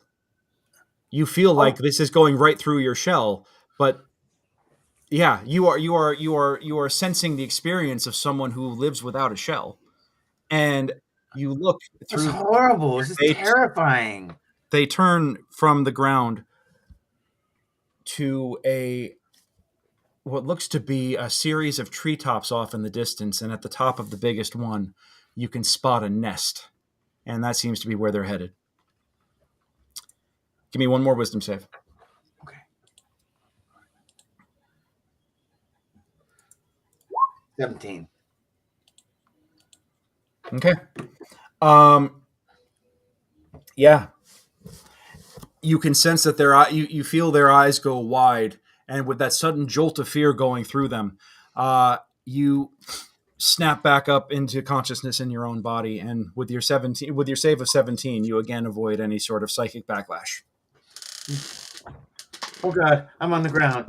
I have a shell. I have a shell. I have a shell. Right? I have a shell. I have a shell. Right? Yeah. You have a shell. Yeah, you got Okay. a shell. You got a shell. You, Okay, is I'm this not a flying. magic- I'm not a bird, and I have a shell. No. You're a total Tony. Yes, Ain't got all no around. wings. We ain't got a druid with us. I mean, if we had a druid with us, probably, we give you some wings. But, I don't want to be a druid. I don't want wings. Okay. You, where'd you go? What happened? I have vision. Was it a good vision or a bad vision? Oh, it was bad vision. It was not. It was scary. I didn't have Why a is that? shell. I didn't have a shell. I was like being carried by a bird towards a nest, and then I didn't have a shell, and it was stabbing me, and I was flying up high, up really high. Anthony, I was up really, really high, Yeah, it's a big bird. like Sounds like like Al you're gonna Capone get fed to high, some baby like bears, Al huh? Capone high, like it was Wow. so high. Yeah, Do that you don't think sound that no was that Hearn saying good hunting, or there's going to be a good hunt, or I don't. we're I going to don't, get hunted? I don't feel qualified to interpret that vision. good. Is religion check is ooh, that's not bad. Okay. Is Hearn depicted as a bird? No, Hearn is a hunter. Yeah. Okay. Hearn is a- yeah. Hearn is commonly depicted as what you would contemporarily know as a ranger, but he's known more as in the old speak known as a wild walker. That's interesting. I mean, as a hunter, I mean, I guess a bird is a hunter, but I mean, you just finished my prayer. I don't know. Maybe you got two gods vying for you being on the team or something. For your soul. Yeah. That's some heavy shit. I don't know. I think it was just the holy place being kind of out of whack because and if there's a portal nearby, maybe. Yeah, that's true. That's true. Maybe. But I don't know. I don't know. The hunter god was nice to me when I was here last, so I don't know. So maybe they're sometimes nice, sometimes not nice. I don't know. I don't really feel comfortable interpreting this yet. I just don't. Yeah, of course. Yeah. But should we just look around, see if there's the portal, or what do we think? Now that we've done this, I mean, I need a second catch my breath because that was scary not having a shell. Kassan, how do you do it? Oh, what, you carry a shell, right? Yeah, you made a shell. Yeah. That's right. Yeah. Oh God. You wear the shell. But the people they go around without a shell. It's terrifying. I experienced that for a little bit. It's terrifying. What's good? Well, I don't know any different, Miggy. So it just must be being out of your sorts that's really getting to you. Okay. In your case, not having the shell. Okay, so I get Owly to start doing some circles, just trying to see, keep an eye out for any demon stuff. Okay. Give me a straight perception check. actively seeking. Yeah. Yeah, y'all are pretty much alone in the area, based on what Al Capone can detect with sight. Okay. So can I orient myself to where we were when the thing happened, when we were doing the resurrection, because we killed the guy, we killed our friend, re-killed him over there, right? I mean, yeah, that you basically, you drove the life force out of the zombie that was containing the soul of your friend, almost at the foot of the statue, like almost in like the sacred spot in front of him. But okay. Yeah. Okay, so and then the Hazuru, the Hedgeru, that guy came from that direction, right? If you're facing towards the statue, he came from the northwest of the statue.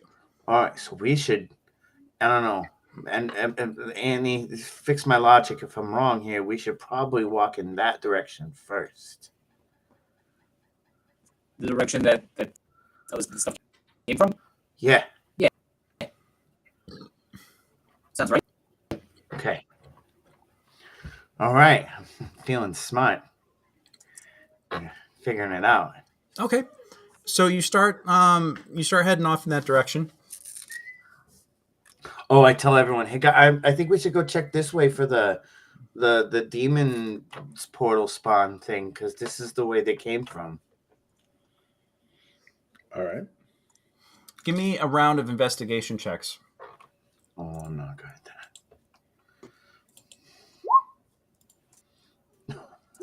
that. 11, 1. Oh, 22. All right. Kassan, you have no idea what the hell it is you're looking for. You're just looking about going like, is there a swamp? You're poking at shit going like, is there a demon around here? Like, is there not, you're literally knocking on the sides of trees going like, is this a door to hell? Like what Compels you. Yeah, exactly. The power of my friggin' glaive compels you to come out and get your ass whooped. You're at the point where you feel so out of your element that you're almost just being sarcastic about the whole thing, and it's actually kind of getting on Miggy's nerves, which is why he completely botches his investigation check. He actually kind of rounds on you and gets annoyed over it. So like, you got to take this seriously, and so he's not paying attention as you both walk past something that brings Tony up short. Vicky, did you give me an investigation check too? Yes, I'm on my phone doing it, but I got a 4. Oh, gotcha. Okay, you got a 4. Yeah, so it's a nice hideout. Yeah, you chime in and you're like, boys, you're gonna making so much noise, you're gonna wake the dead. You both got to just like relax. You're the three of you are all kind of bickering. Yeah. Paul, you actually watch them walk over a patch of ground, and at first you think it's a trick of the light, but as they walk past it, you realize that that's actually not light filtering through the trees. There's a pattern in the grass almost that looks like it's been bleached or even burned away, and it's miscolored. It's miscolored grass, and as you look at it, give me an Arcana check. Come on, +6 on my Arcana. Is that everybody or just... No, just him. 11. You don't recognize the specifics, but whatever it is, it's not good, and it looks like it's actually grown in. It looks to be some sort of pattern on the ground. You can't tell if it's devilish or demonic, if it's abyssal or hellish, but it is something, and it's like you get the general shape of it, but it is like overgrown, funny. It's like it's as you're looking at it as if you wish you could get a better angle on it, because if you could look at it from maybe like top down or something, perhaps you would be able to get a better view. But it's almost like somebody cut the grass in a particular pattern within a circle, and you can see the lines where the grass is shorter and miscolored, but it's grown back in the time that has transpired since. Gotcha. Yeah. Can I see through Owlie's eyes to get a Skyborn? Yeah, give me image a perception with advantage, or actually give me an Arcana with advantage, because he can easily get up there and spot it.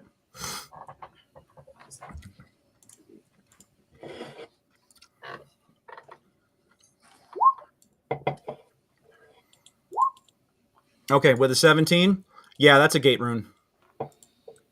That's a gate rune. That's a gate rune, literally scorched into the earth.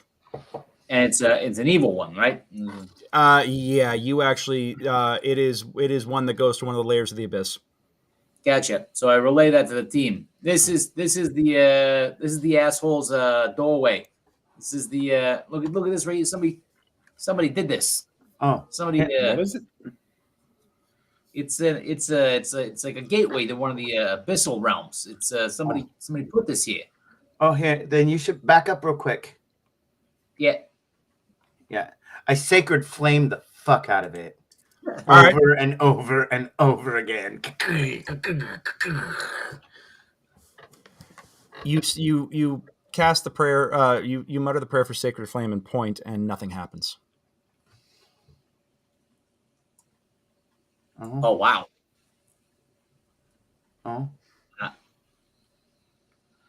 Okay. Well, that's something.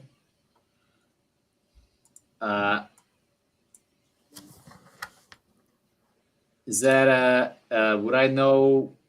Does that mean that it's basically a rune, or is it like it's like an indestructible rune that's got to be?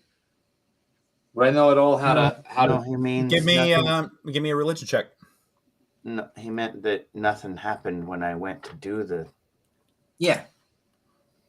That nothing happened, but I'm saying, but I know how to why in terms of magically what's going on as to why it's not. Yeah, Tony, you actually watched him do cast sacred flame the way he has time and time and time again. The power that he summons is not there. Oh. Oh. So it's like the spell isn't actually okay. Isn't sacred the what he's doing? Or I mean, give me Like it's a non-magic user trying to use magic. Tone, Miggy, give me an insight, Miggy.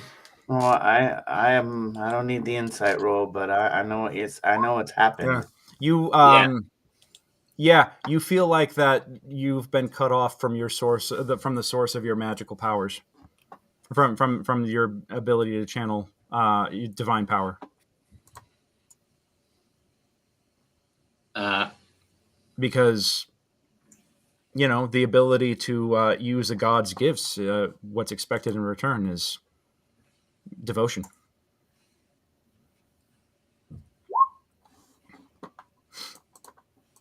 so I'm gonna see. I cast create bonfire on that spot and see if it stops burning up the that area.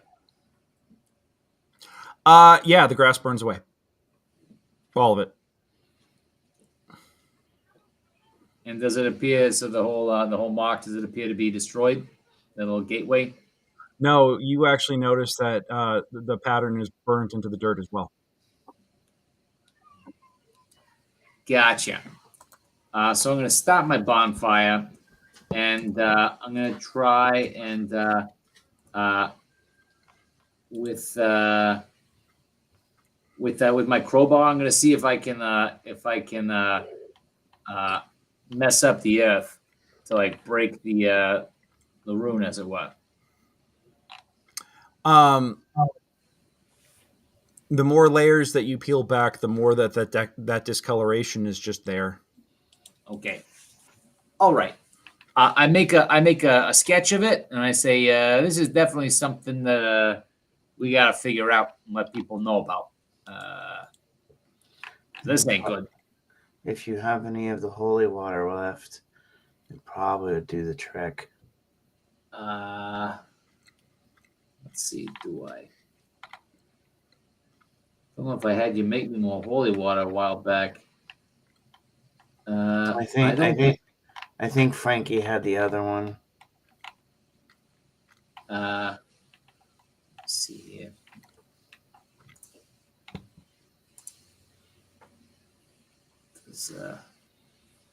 Kassan, you got any holy water left? That's a good question. Let me check. Doesn't Yeah, look like I got a flask of holy water right here. Oh, My last one. Are we pouring it on? Is that the plan?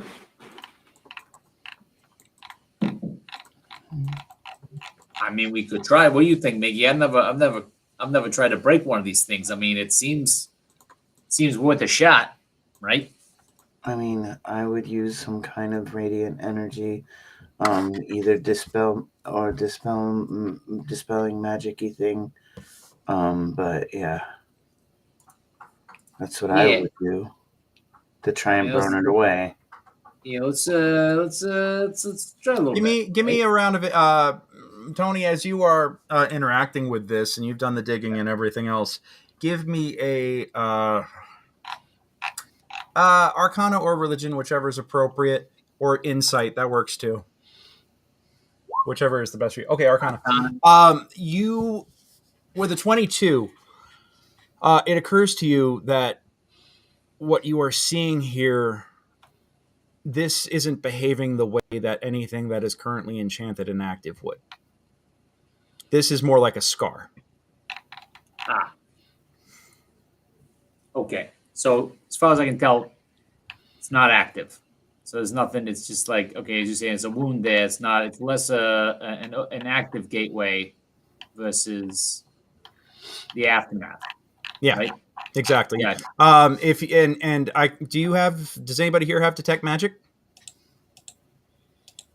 I don't think that I do. Do you not have a ritual? Yeah, I do as a ritual. Yep. Okay. So yeah, you take, if you want to take the 10 minutes, you detect a very, very, very faint trace of conjuration, but it is not nearly enough to show that this is active. It is more like an echo. Okay. You detect the liqueur of conjuration essence. Okay, yeah. Gotcha. Okay. So I guess this kind of leads to the idea of it. So would this seem from the Arcana roll, et cetera, that the theory of there was either a gate set up or there's strong enough magics when we corrected the thing before that it caused something to happen in the moment? A couple of different things, a couple of different theories spring to mind. Either something was drawn to this and it tore through the barrier between dimensions itself of its own initiative and created and opened and closed this barrier behind it as it went. That this is, and it came because it was drawn due to perhaps whatever it is that you were doing, pulling souls out of wherever they were. This could be a side effect of effectively wild magic. Or more than likely, this is something like this you could actually see was intentionally created the more you look at it. And it could be that it was created on the far side, and this is just like the scar that it left when it came out of. But the more you look at it, the more you realize that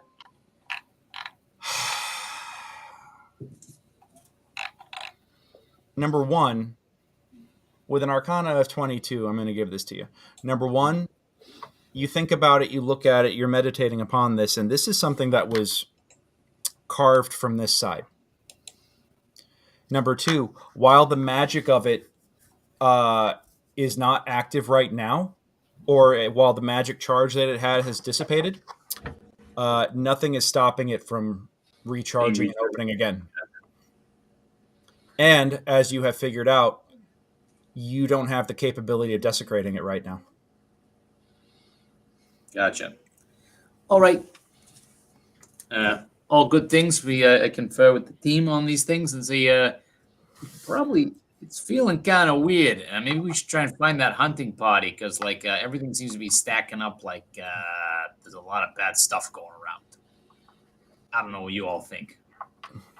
Yeah. Seems Yeah, like I'd be over with those guys. shit. That's a no-go on holy water to mess with this right now. Yeah, I think hold on to that. Only other thing I could think of is I don't know whether we want to find a little quiet place and if you want to do a little prayer to Yig and kind of sort this out with him, kind of be like, hey, I'm not trying to be a a bad Yiggy. I'm trying to be a good Yiggy, and but I don't know what you want to do. If you didn't say the prayer, I said the prayer. So Miggy, give me a religion check with advantage.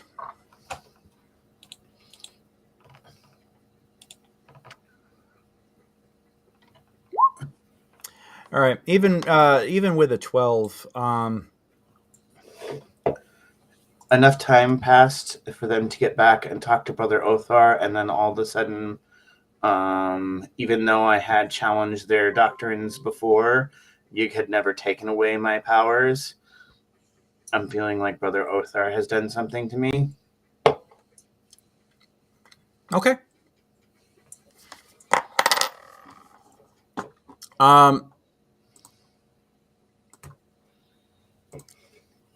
Sure. You are. Yeah, that's cool. That's the impression that you got, and that's what you want to go with. Miggy, can you try casting the other stuff that ain't like divine? Like if you got anything that you can easily I don't do? have anything that isn't divine. Okay. I'm not a wizard like you.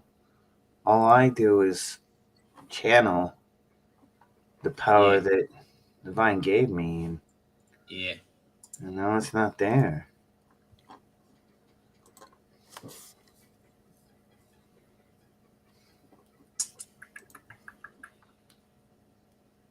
I take a stick and I break it in half and I give it to Miggy. I'm like, can you try mending this? I'm just curious, before we run into some stuff.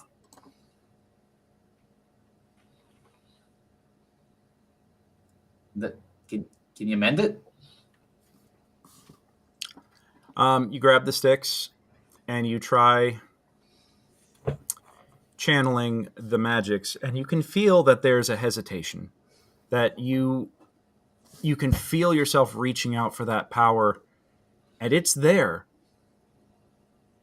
but it's not coming to you anymore. But it's as if it's waiting.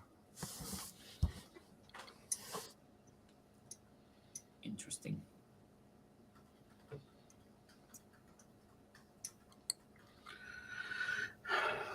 So no, you are not able to successfully mend the stick. All right. So do we want to get back to town to go to the church, or we want to try and see what's going on with the hunting party? I think it'd be a pretty tall order to track down the hunting party. Yeah. So maybe we head back into town. Maybe we got to have a little talk with the Yiggies. What do you think, Miggy? I'd rather go track the hunting party. Okay. Let's try and go in that direction then, eh? Unless there's any. I'm just worried. Stuff seems like it's going sideways. So even if Miggy ain't got his magic, I can do some healing. He's still good with his weapons, but that tomfuckery is afoot, and maybe we. What do you think, Vicky?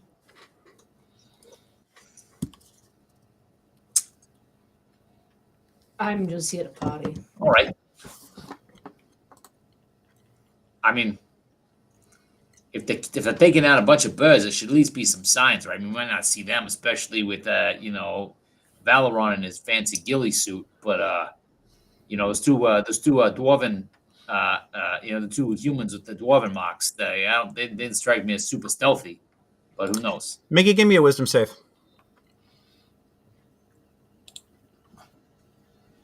Oh, no.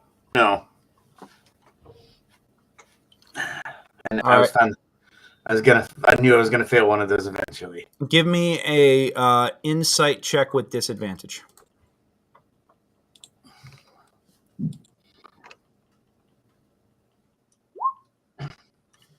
All right, not terrible. All right, not terrible. When he says dwarven runes, something just sparks in your memory for some reason, but you can't figure out why. Okay. Yeah, it just something is just like suddenly sticking in your brain. Like, why is this important? Something is there. I don't understand. Something's wrong in my head. Yeah. Yeah, I don't know. Let's keep going though. Yeah. Could this be something related to like the demonic rune? Like maybe Yig isn't not letting you do stuff. Maybe something's putting a wall up between you. No, that's not it.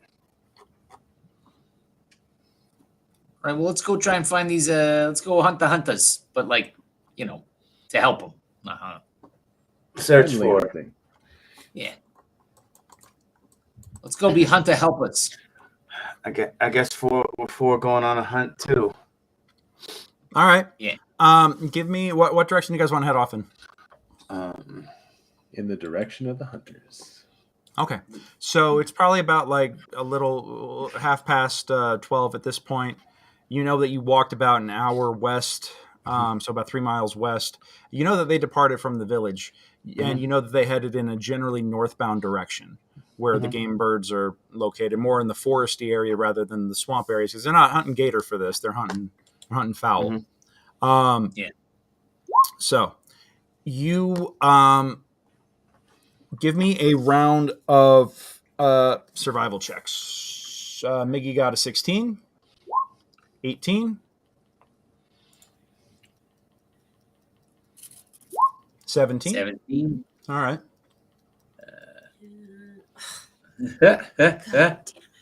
6 for Vicky. Got that. Okay. I will tell you this. Girl.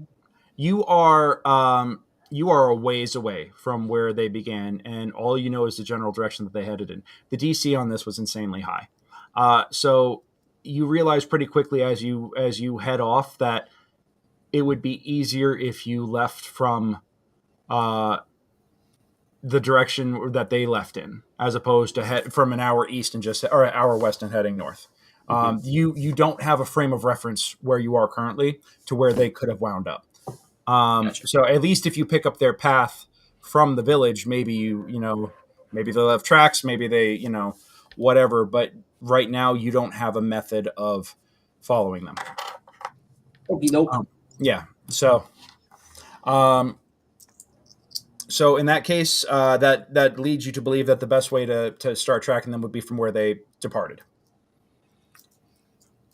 So I think we do that, right? Unless there's any other ideas? All right. So we head Best back shot. down. Yeah. Yeah. So it's about 1:30 at this point when you head back or get back to the village. One of you, I don't care who, one of you roll me a D100. And beforehand, who wants to roll it? Dibs. All right. High or low? High. Okay, roll it. Copy that. As you go come into the village, you can see that as you conspicuously look towards the church, the doors are closed. There are lights on in the window. You could see figures moving about through the windows, but no one is outside. No one is looking for you. They're just, it's there. And yeah, you head to the center of the square. And now you know that you could probably start heading out from where the party left. So, is there anything else you guys want to do while you're in the village before you start tracking them down? me see here. We might want to just swing by the general store and pick up a few more healing potions just in case. Yeah, that's not a bad idea, actually. What you know? Okay. You guys want to head into the general store? Copy that. So in that case, what do you know? It is right down. It is practically next door to the church. So what? So you guys head into the Silver Standard. Yeah, Mhm. I mean, I think we all have 4 healing potions to begin with. How many more do we want to pick up? Do we want to? Is it crazy to go to 8? That's a lot. Yeah, I mean 6 then. 6 each. Get two more each, just in case. So Yeah. you go in and So say hello to Bill Worth, and Bill Worth says, my friends, the Total Tony, such a pleasure to see you again. What might you be in need of today? Oh, I'm just wondering if you got any scrolls of healing or some extra healing potions. We certainly have healing potions available to you at your standard rate. Yeah. I'm assuming you're going to want to use up that store credit of yours, yes? Yeah, Please of use course. up that store credit. Yes. Okay. Good. The faster we can get rid of that, the better. How many would you like? We're gonna take another 8, please. 8. Okay. Yeah. That'd be 360 gold off of our tab. Yes, that would be correct. Indeed. Very well. Please go ahead and mark that off. Yeah, And who wants to carry? Are you each just doing 2 each? I think 2 more each. Yeah, it is. So everyone's got 6. You got any scrolls of healing or any sort of healing scrolls? Scrolls of healing. Excellent question. That would be more the Church of Saint Diego. They've kind of cornered the market on scrolls, especially those of a healing or divine nature. I would recommend going and speaking with Brother Othar about that. Yeah, maybe I'll talk to him another day. He's yeah. Okay, sounds good. Yeah. You haven't happened to come in anything else super interesting or of the magical variety at the moment, have you? Roll me a D100, but first, high or low. Anthony, if you want to, or Anthony, I want to say Miggy, if you want to do that.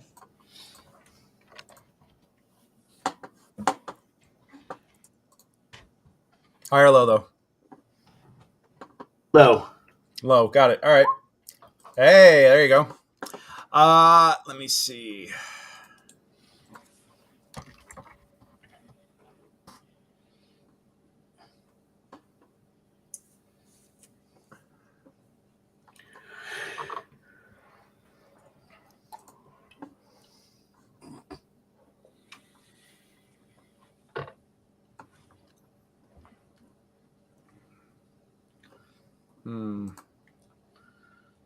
Well, I can tell you this. I have I don't have any scrolls or items per se, but someone coming through recently did pawn this off on me, and he pulls out a potion. His healing potions are kind of like a pinkish red, almost like a bubble gum, like a almost if the color of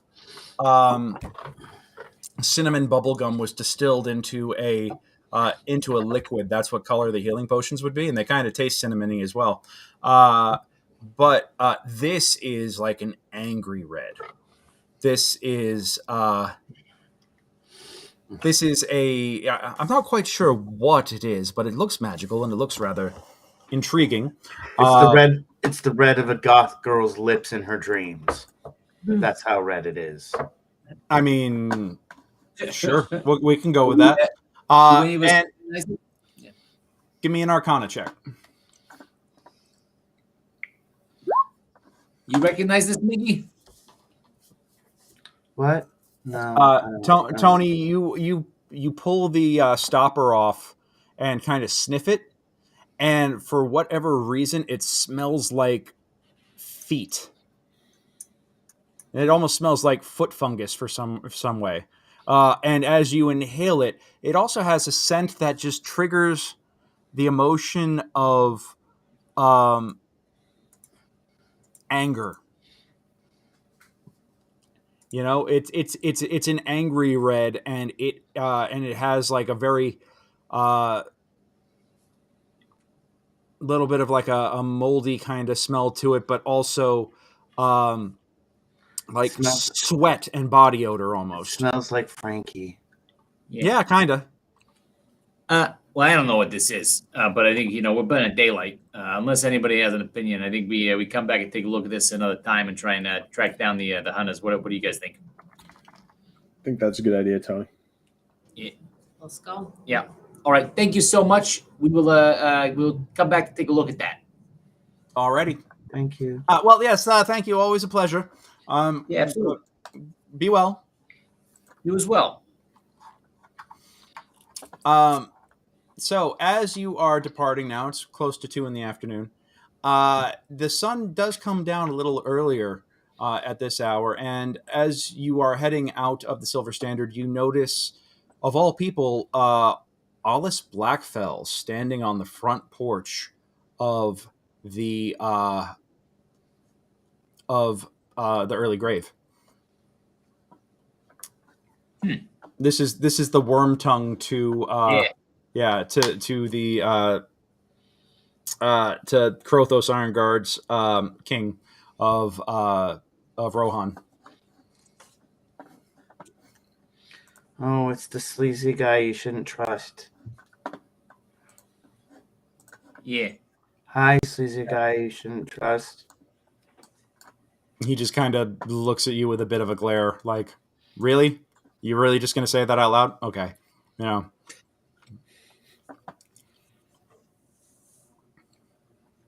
He kind of like, he was originally kind of like looking at you almost neutrally, just like casually observing it. And he hears you say that, and he's just like,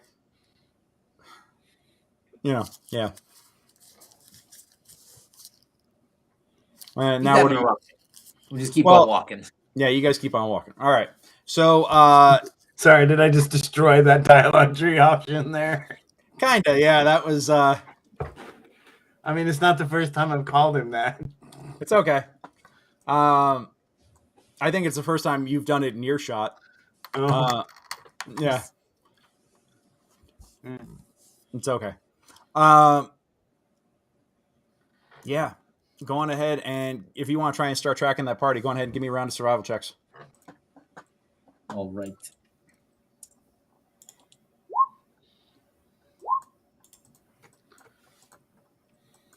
All right, with a 22 and a 23, and then what? How'd you do, Vicky?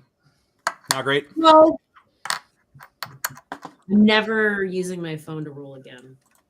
Okay, what'd you get? 12. 12. That's not a failure. So I'm gonna say, with Kasan kind of like taking up the rear because he's much more concerned about looking for things to stab more so than looking at tracks on the ground and stuff. He's got his eyes on potential threats coming out of the trees.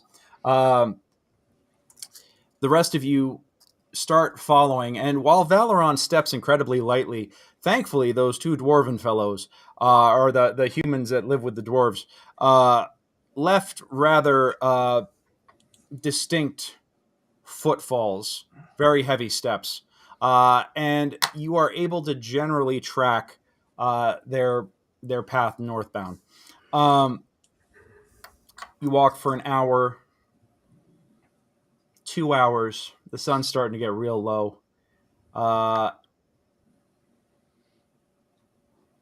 Yeah, you think that you maybe at tops have another hour's worth of sunlight left at this point, because it's starting to get dark around 5 or 6 at this point. It's probably not a good sign that they haven't come back towards town by this point. Yeah, and I would think they'd be carrying birds if they've been, successful, and Owly hasn't seen any of them yet.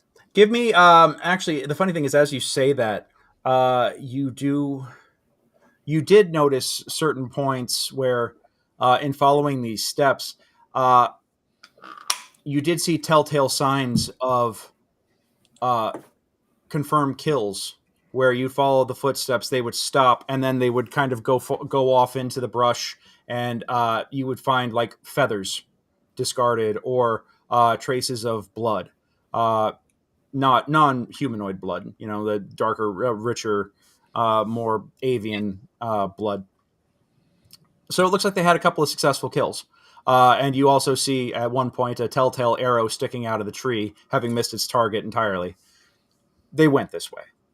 But now you are racing daylight, and as you are reaching that point of, shit, do we turn around? Give me... Oh, you already got a 19 on your perception with Owl. Al Capone tickles you in the back of your brain, Tony. Yeah. And you can feel that he has found something. What do you got there? Give me a insight check as you try to warg into his eyes and interpret the signal. Okay. With an 11, for whatever reason, you know the general location that he's looking at. So you could actually head over there pretty easily. But as you are seeing this and focusing your mind's eye, what you notice is black and white, black and white, black and white, black and white, black and white, black and white, black and white, black and white, black and white, black and white. Just a long stretch of it, a long narrow strip of it, just in the middle of the ground. Let's be on guard. There's something weird coming from that area that Owlie's trying to... I don't quite understand what I'm seeing. All Okay. right. Look, how weird. Like weird. Like, Okay, It's I all go like rushing black. over there. I abandon this slow movement and like, which way? This way? yeah. Okay, I go rushing over there. Okay. But it's weird. They could be in danger. Why are we? Anthony, give me a investigation check real quick. All right. Yeah, Anton and Miggy. Oh. Yeah, sorry. And Anthony as Investigation well. or perception? Investigation, because you are actively looking for something. Oh wow! Holy shit. All right. Miggy, you go running and you're looking around, and you turn around as if to say, we ain't found shit. And you and Tony both look at the ground and see on the ground a black and white striped pattern. Uh-huh. A long, narrow sheath, a swath of on the ground, just like this zigzag black and white pattern. And as you get closer and you look at it, you see that at one end of it, it all kind of tapers in one direction, and at one end of it comes down to a long, fine, almost bone-like protrusion.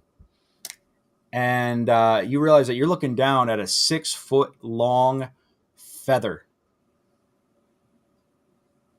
It's a big blood. Oh, wow. Oh my god! That was the big bird. That was the thing. I had the vision of the bird. Miggy, give me a wisdom save right now. Stop talking. Give me a wisdom save right now. Yeah. No, I'm gonna use my All right. inspiration. Yep. There we go. There you go. With a 25, it all suddenly comes crashing together in your brain. You realize that you have that sensation of the jabbing in your side again, the sensation of being at a great height, the twisting in your stomach, the disorientation, the movement, the wind battering against your face, and you look down and you see hands. Uh-huh. You see not your hands, but hands, arms covered in blood. And through the blood, you can see runes painted on the back of pale skin. What? These arms hanging limply from you, from your perception, dripping blood as they go. These ruined arms. One of the brothers got snatched by a giant bird and has been taken off to the Al Capone needs to fly up and find a nest. It's going to be a big nest. We got to go. He's dying. Okay. I relay to Owly. And Al Capone was like, you could just you get this kind of like panic sensation as you give him his sense of urgency. He kind of like fluffs up and flutters up, and he's like, okay, I'm going. And he goes flying up into this, and then you like he takes off, and after a split second, he's like, wait, I'm looking for what? A giant nest from a bird that would have 6-foot feathers. Yeah, no, fuck that. No. And he comes down and kind of like lands in front of you and just is like, Give me animal handling or persuasion. I'll be right back. Yeah. Or intimidation, that works too. You know. Let's see. Persuasion. What do I get? Animal handling +1. Yeah. Roll it. If there's a lag here. It's all right. There we go. Finally. Ha ha. How do you want to persuade him?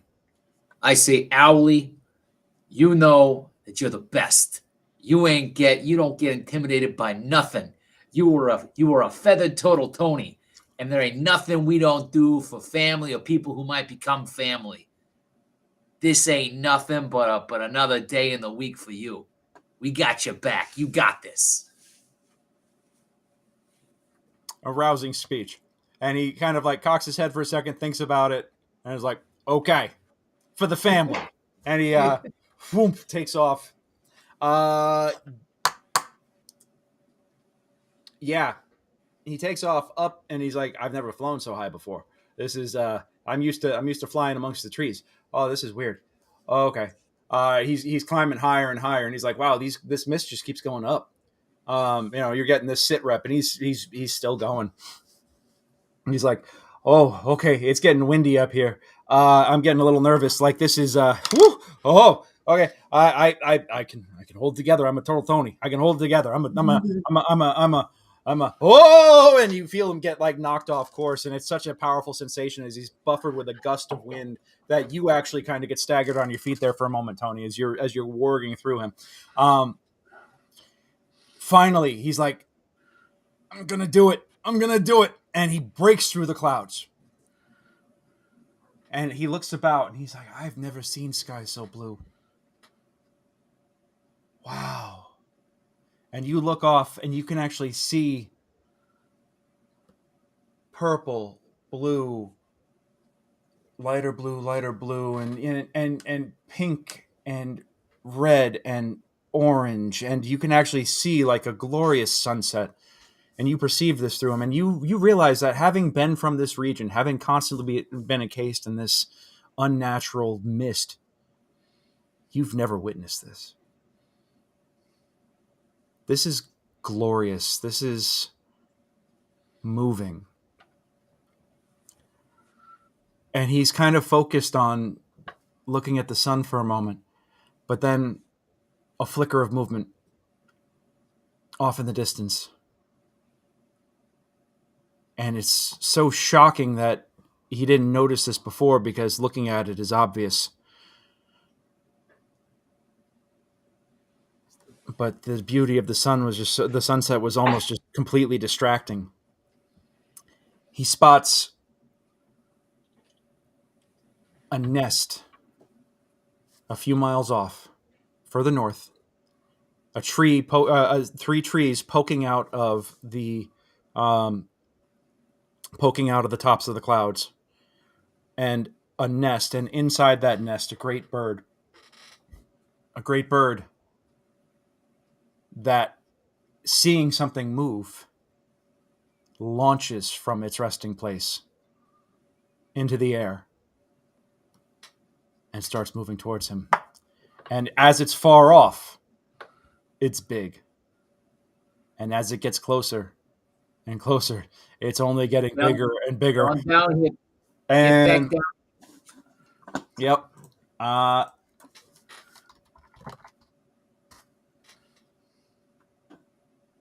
Yep. He makes a save against fear, and is immediately like, "Fuck this," and just dives. And within about a good 30 seconds to a minute, he has reached his way back to you guys, flying faster than he ever has before. You can actually hear him. Like normally, an owl will glide silently, but he is just crashing through, going like, "Nope, I am getting the hell away from that thing, whatever that is." And as you look about, you actually see him come shooting through a gap in the trees. And as you look about that gap, you recognize the fact that it's not that trees aren't there, that they weren't growing together. Something broke through the trees. Something large. 30, 40 feet wide, perhaps, came crashing through, destroying branches, destroying whole treetops to come down. And you see the feather on the ground, and as you look about, you notice mixed in with the mud and the dirt and the fallen detritus blood. And give me one more perception or investigation.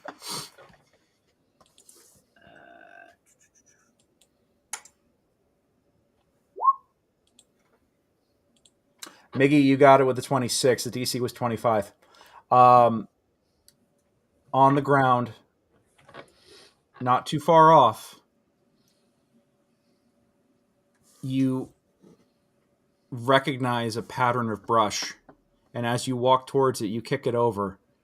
And it's trees, or it's parts of twigs and branches that have all been woven together into a camouflaged helmet. Discarded.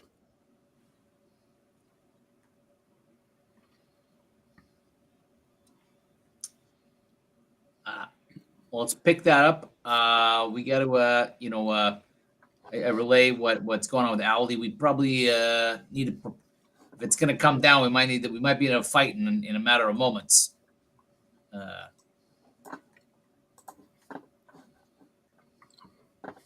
Yeah. And I immediately summon my fire eldritch cannon and have it go pop up on the Kassan's shoulder, and it's standard. Well, let's position. don't be here. Let's start going. If it All right. left the nest, let's go to the nest. Yeah. Um, It was flying towards us. Yeah. Paulie, roll the D100 for me, please. Okay.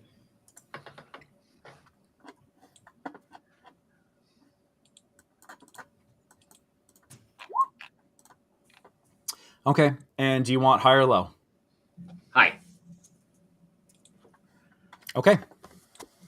Got it.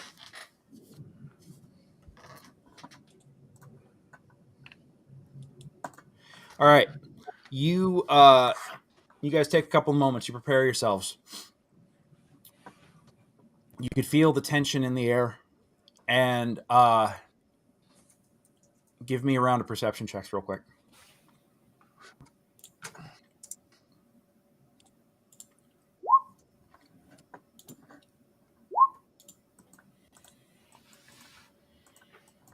All right.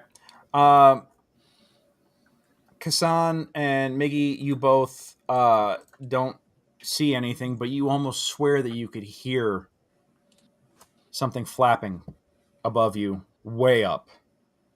Tony, in the growing shadows of the night sky, of the dying light of day, the sun shining through here kind of creates a diffusion in the mist. And it kind of just gives it an ambient glow where as long as there's light going through it, you will still get a decent amount of light. But It's almost blink and you'll miss it, but you could swear that for a moment a shadow passes over you, and then it's gone.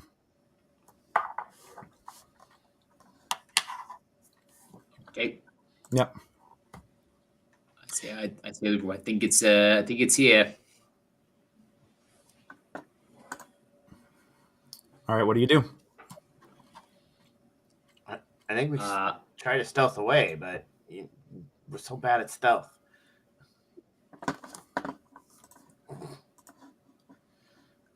Do we stealth towards the tree? Or do we stealth back to the town? I think we gotta go and try and help those people. Can't let him die. That's what I'm saying. Nothing.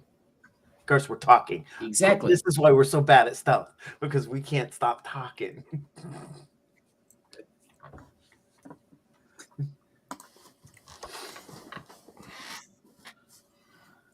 But at least we're using. Let's move towards the tree, that direction. Right. Okay. We're not using the Frankie voices. What you notice, Paul, is that this is a couple of miles away, and that's going to mean traveling at night in the dark, because the sun is going to be down in minutes. We got to try and I mean, I whispered that, hey, this is going to be dangerous. Do we want to do this? I mean, hey, we'd hope people do this for us, right, Kassan? Yeah. It would be nice if we were in the other nest and someone tried to come and save us. I mean, no one would, but we should be those people.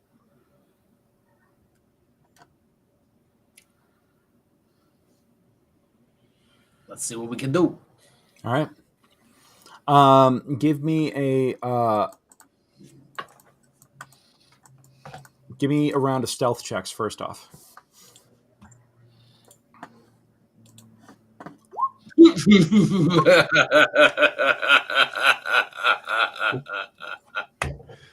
I haven't picked up a level ranger yet, so I don't have stealth proficiency. All right. I got 11. After a little bit of time, Paul, it's very obvious to you that you probably want to send. You guys are actually making your way decently in the darkness as the light falls. Do you set up any? All right, and you set up some illumination to help see in the dark, and yeah, that makes your position kind of obvious.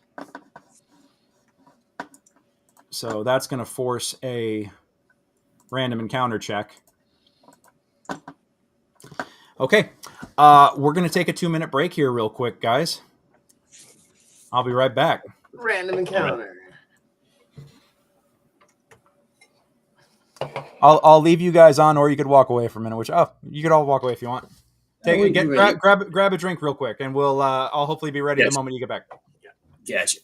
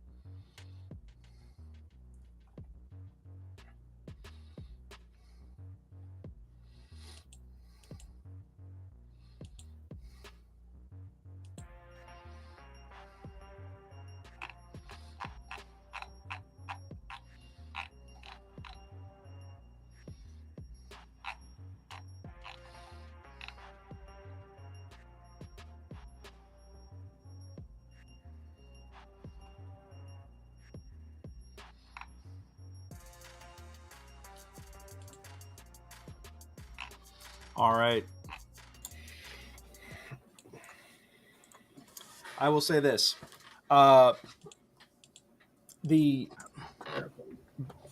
creature that was flying above you does not seem to be above you at this point.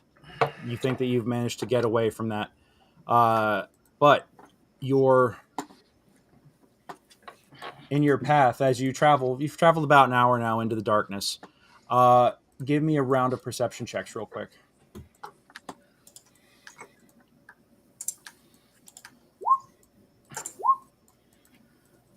25. 25. All right. This is the last of the daylight at this point. And Tony, you have ignited a light source, which botched your stealth check, but gave you the opportunity to see what's going on. You probably summoned some of your glowing balls.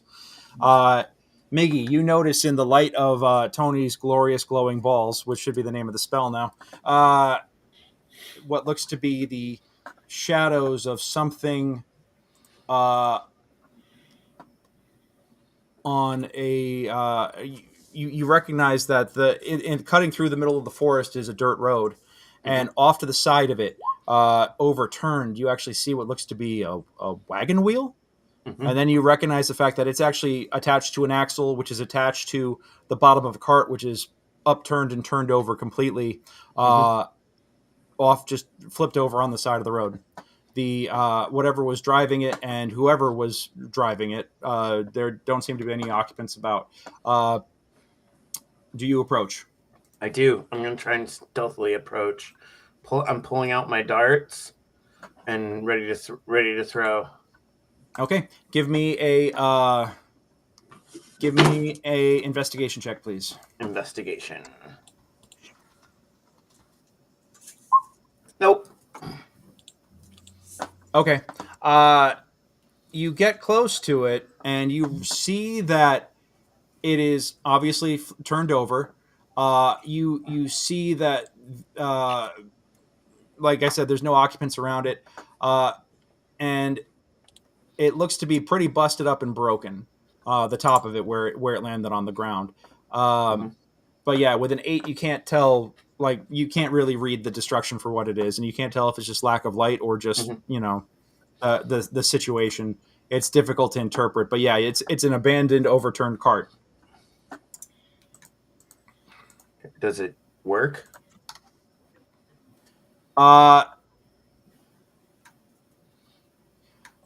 You could well, as you get closer, do you try and lift it or examine it more closely? Yeah. I'll inspect it. The wheels.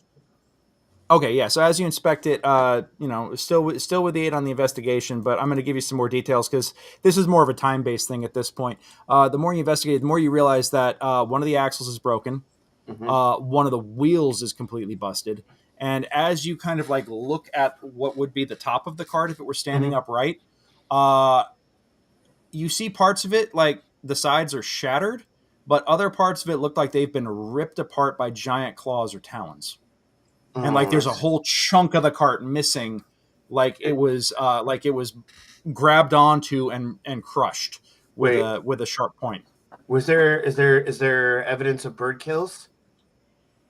Like bloodstains on it from as though we're carrying. Is this the hunter's cart? They did not have a cart. Okay. They did not have a cart, but what you can see, the more you investigate, is that where the harness would be, where the horses or donkeys or whatever is drawing the cart, when you look down at where that harness is, it looks like that it was snapped and ripped apart. Just violently pulled apart. Okay, I try to mend the cart before I realize I can't. And then... yeah, and so I report back to them. Sounds like it went after the horses.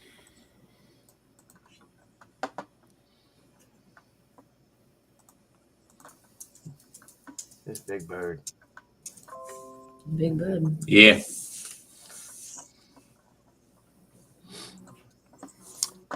All right, and Yep. As you look about, this cart looks like it was probably a farmer's cart. Something very simple. You can, does anybody else want to come up and investigate or check it out? Or what are the rest of you guys doing? Yeah, I think we can. At least I come up after hanging back just a touch, just take a I'm point gonna and keep come my up. eyes on our surroundings. All right, Tony, with a 25 on your investigation, yeah, this cart looks like it was picked up and dropped to the ground. It looks like something had like ripped into the side of it as if to grab it, and then it just broke. But the cart, underneath the cart, you can actually see what looks to be harvested peat moss. So, yeah, and it looks like it's a full cart, a full cart's harvest underneath it and in the surrounding area, just kind of discarded all over the place. Wow. So, yeah, this was a full cut of peat. Full cut earth. And it just got lifted and tossed. It's heavy. Took something pretty big and powerful to pull that off. Yeah.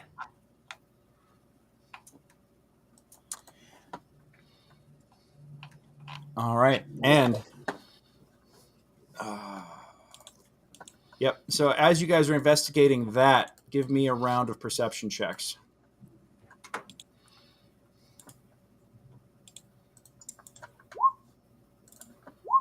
I'll take another 25. Holy crap.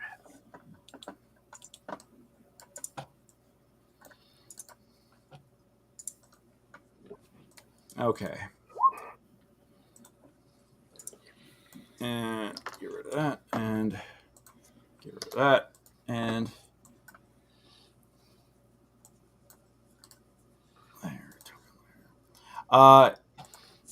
With a 25, Miggy, you hear something off in the distance, coming towards you.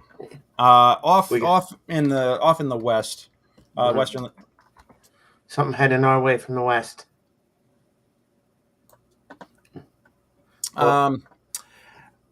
Vicky and Paul, Vicky and Tony, you are both smell something before you see it.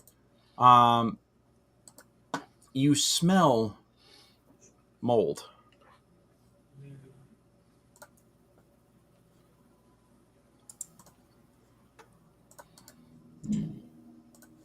And you smell mold and rot, and you both and Kassan, you're very much focused on what the hell this could be that wrecked the cart. So you kind of miss out a little bit on this. And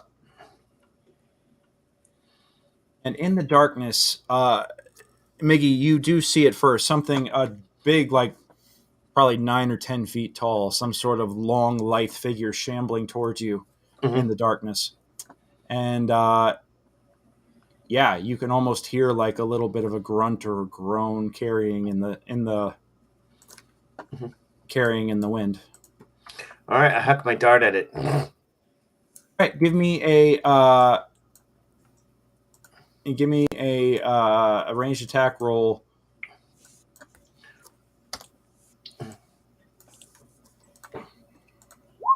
Nope, I miss. Okay. Let me see here real quick. Hold on a second. Yeah, so yeah, you chuck it off and you hear a yeah. But I position myself between the danger and Anthony. Okay. Cool. And I'm sorry, I'm just looking for the right kind of token for the cart, and all I can find is one that actually has horses. So I'm going to drop this here, but let me make it clear that there are no animals attached to this thing. Okay? Okay. No dead horses. Not even dead. They're just not. Right. Yeah. All right.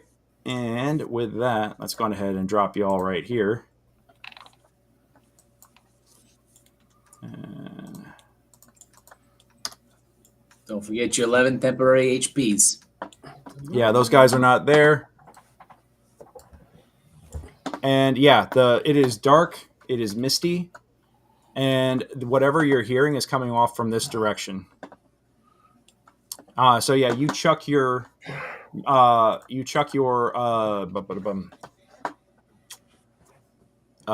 dart off at it, off in the direction, and whatever it is that is over there suddenly has an idea that you are there, or you are what direction it's to head in, and you can hear it shambling in the darkness towards you. Oh, by the way, I forgot to mention, Tony, with an investigation of 25, you also discover what looks to be a small sack on the ground close to the driver's seat. I pick it up. Okay. As you pick it up, it's a leather pouch, a leather sack, and you kind of roll it about in your hands, and it feels like there's a bunch of small things in there that are kind of like jumbling about, almost like feels like beans or some other small, like a clutch of small objects. Okay. Can I look inside? Yeah, absolutely. And inside, yeah, it looks like as you shine your shiny balls of light in there, your glorious balls of light, it is in fact a bag of beans. Ah. Yep. Potentially magic beans.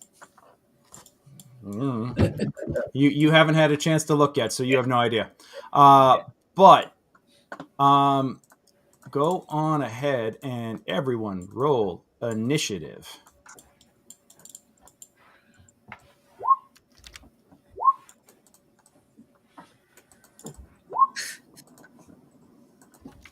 All right. 15, 7 for the Vicky, 4 for the Kassan. And Mickey got an 8. No, all right. not my best. All right. Cool. We are going to fire that up. And the unknown creature gets the drop. And what size is this creature real quick, just so I know what the hell I'm dealing with. Oh, got it. Perfect. Are we talking like Swamp Thing? Give me 1 round of perception checks real quick as this thing comes comes towards you guys into the shadowy light that is the glory of. I'll take a 27. Holy shit! All right. What is it, Miggy? It's not good. 3. Yeah, it's not long before this creature comes up out of the mist, but suddenly it is literally upon you. And what you see coming up out of the darkness is a large creature, probably, like I said, about 9 or 10 feet tall, with elongated limbs, rubbery features. And what you notice as it comes into the light at first is the fact that its skin is purple and fuzzy.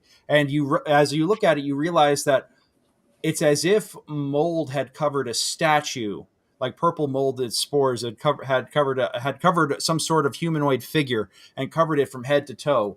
And you notice that its eyes glow with a as it gets closer, you see like faint purple light glowing from its eyes, and it hisses. And as it approaches you, the air gets colder, and you can feel like the very life force draining from you as this creature's aura settles in about you. And it is going to I got me that multi-attack, so I'm going to do claw, and a bite. So 1 claw for the Vicky, 1 claw for the Miggy, and then a bite. I'll flip a coin. That's a claw. That's a claw. We're going to go, the 20 is on Vicky, the 21 is on Miggy. All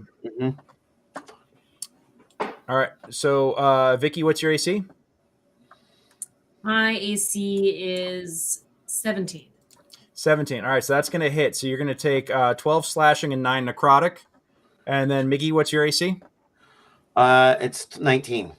19. All right, you're going to take 15 slashing and 10 necrotic as this thing comes up roaring out of the darkness and slamming into you, each with a fist. And I'm going to roll 1d2. It's going to try and bite Miggy. And that's a 10. So it grabs onto you, and you actually manage to... it lunges forward with its mouth after it grabs you and slashes across you. It sinks its fingers into your sides and latches down on your head, except for the fact that you managed to withdraw your head into your shell, so it bites nothing but open air. It even chips the rim of your shell a bit as it chomps down. Yeah. All right. That is it for the bad guy. At the end of each of the troll's turns, each creature within 5 feet takes 2d10 necrotic. Okay, cool. So you can actually feel more of your life force draining about you as you go. 8 necrotic damage to Vicky and to Miggy. Mhm. All right. And Hold on. That's I'm at like 2 hit points. Hold on. Because it's being weird. It's okay. You used the 11 temp, and you restored Yeah, what you had before. Yeah, that's okay. I'm at 20, so now I'm at 12. Okay. Alrighty. Tony, you're up. What do you want to do? Oh boy. What hit point and AC are we looking at here? You are looking at an AC of 16 and 138 hit points. Whew. You guys can burn that down. No, you're not. 138 AC of what? AC of 16. Okay. Okay. And actually, real quick, I'll give everybody as a free action, I'll give you guys the opportunity to do a nature or arcana check to see if you recognize what this is.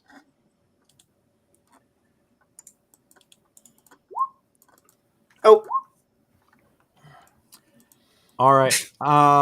Miggy, yeah, you're too busy at cringing from this thing to see what it is with your one. You tried to get a look at it, but then you had to pop your head into your shell for a second. Vicky, you're just mad as hell that you got hit. Tony, with a 25, you recognize that this is some kind of troll that has been covered in spores that seem to be changing and affecting its behavior somehow. Okay. And that the spores give off like a purple glowing energy that seem to be affecting it, empowering it perhaps. Okay. So do I get any sense? Sorry, what? You get the feeling that it's probably immune to necrotic, but you can't think of any vulnerabilities other than the fact that that acid or fire would have a profound effect upon a troll normally. They might still work here. Okay. That was going to be Did you say immune to necrotic? Immune to necrotic, correct.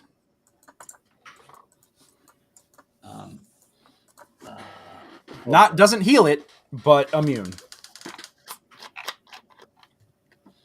Yeah, I'm trying to remember whether I have. Yeah, I do. Okay. Okay, great. So from where I am going to cast. I'm going to cast Burning Hands at level 2 because I have Sculpt Spell. Okay. It flows right around Vicky and Miggy. Okay, so it's just gonna hit the troll. Got it. Yeah, it's just gonna go past the troll. That is what, a dex save on my part? There's a dex 14. Yeah. Got it. All right, hold on a second.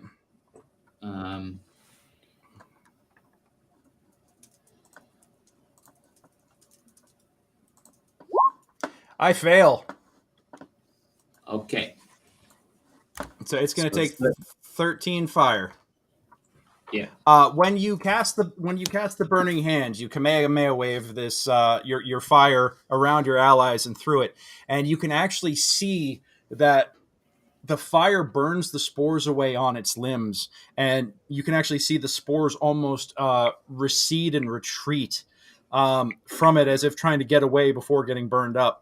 And in doing so, you see that the what is normally a rubbery skin for a troll that is like long and thin but pliable is pulled taut and is very oh my gosh, what's the best word for this? Desiccated. As if the spores have sucked the life energy out of this thing and are what's animating this corpse. So yeah. And is it taking double from fire, did you say? It does not take double from fire, but the spores pull back and withdraw enough that that it is going to prevent that necromantic aura or the necrotic aura from activating again next round. Okay, that's good. Yep. So, gotcha. As a bonus action, I'm gonna have Tiny Tony shoot his Tiny Tony gun. Okay. Looks like he's gonna miss with a 13. Yeah, 13 is not gonna do it. I'm just gonna step back one. Okay. Cool. That is it for Tony. Who is next in the order? Next is Miggy. Miggy, you're up. What do you want to do? I'm gonna bonus action drink potion. Okay. Because I'm inventory. Okay. And don't forget the necrotic damage has reduced your cap. Oh, my max hit points are 16 right now. So copy that. Okay. So that's I can heal up to 4. That's healer's kit, potion of healing. Sorry. Yay! I heal up. So you're at your new full. Got it. I'm at my new full of 16 hit points. And then I am going to so I'm going to I guess try him. No, he's too close. I can't do that. I guess I'm just gonna strike at it. Oh no, I'm gonna pull my flask, the oil flask, and chuck my oil flask at it. Okay. Go on ahead and make a ranged attack roll, please. All right, I'm gonna roll my bola, but it's not for damage. Just copy. Fuck no, miss. Yeah. So in the darkness, you chuck it, and it's just it's a while this is a large creature, it's also very wiry. So it does not. You don't actually. It kind of soars off into the darkness. Okay. This creature is undead, correct? You can't tell. Okay.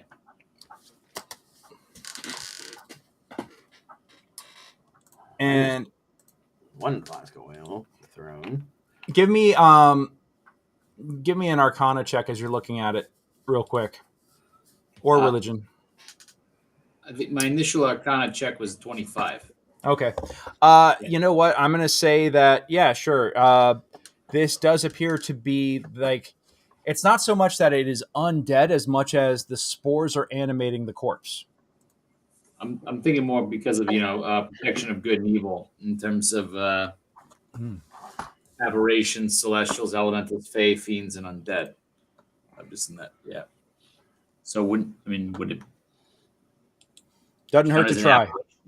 Yeah. You have also been visited by the Sphincter of Miranda, so go on ahead and everybody take a round of inspiration. And Miranda, we've talked about putting your sphincter on the internet, young lady. You don't do that. She's never going to listen to me. Just not unless you're charging money. Come on, we talked about this. Onlybutts.com. Yeah, exactly. Only fiends. Yeah, only fiends. There you go.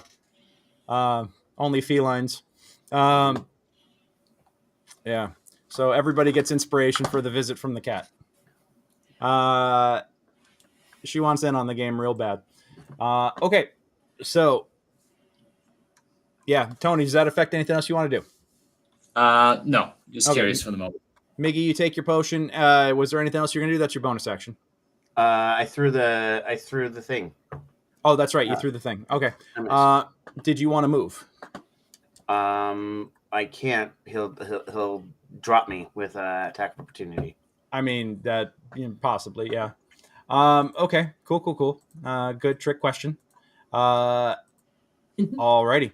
In that case, that now brings it to Vicky. Vicky All Wick. right. Clack, clack. Let's go. All right. I'm gonna get big. Okay. You're like, oh, two could play at this game. If I go away. Hi, baby girl. Hello. Do you want to sit? You could sit.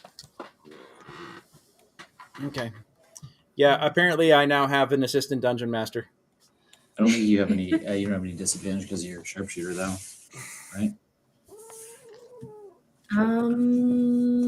Does that work like that though? I think sharpshooter, Greg, DM doesn't have any disadvantage in terms of point blank, right? That's Right. one of the advantages of sharpshooter. Yes. Okay. Great. Yeah. I'm pulling it up real quick just to triple check. Master range weapons. Yeah, you know what? I mean, it doesn't say anything about point blank, but I'm going to say go on ahead and just, roll your attack. It's all right. All right.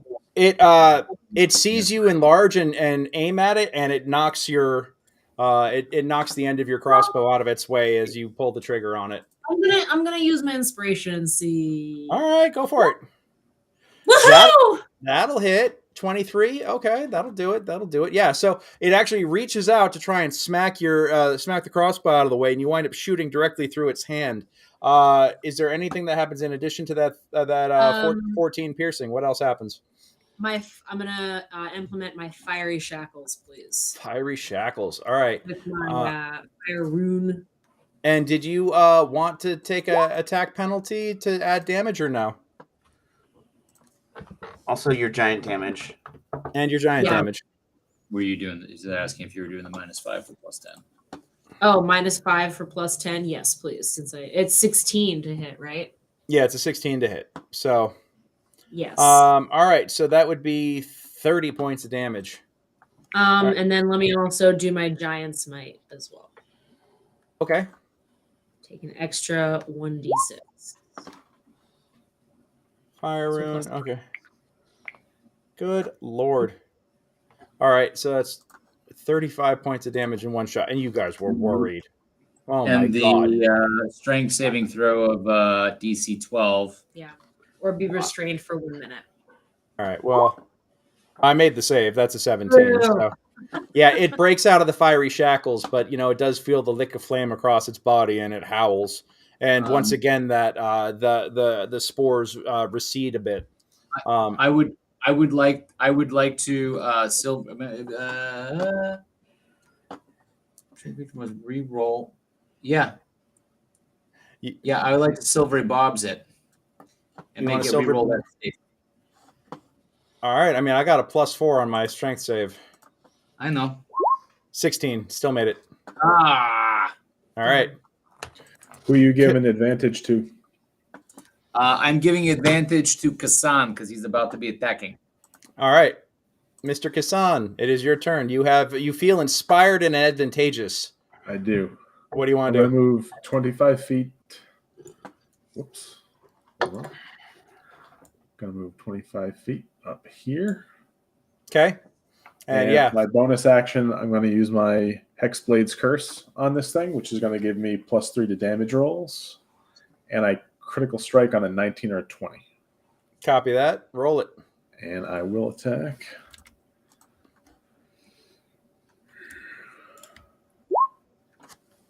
How's that? How's that for an attack? Did you just literally roll 2 27s and double crit on me? Yeah. Right here in front of my cat? You did that? Yep. Yeah. I was inspired by the cat. Yep. It wanted it to happen, Greg. All right. What's your damage? Or what does it do for? Oh, so it's D10. Yeah, my normal damage on that is D10 +4, but because I have that curse on there, it's a D10 +7. Okay, so your initial damage is going to be 17. Roll another D10 on top of that.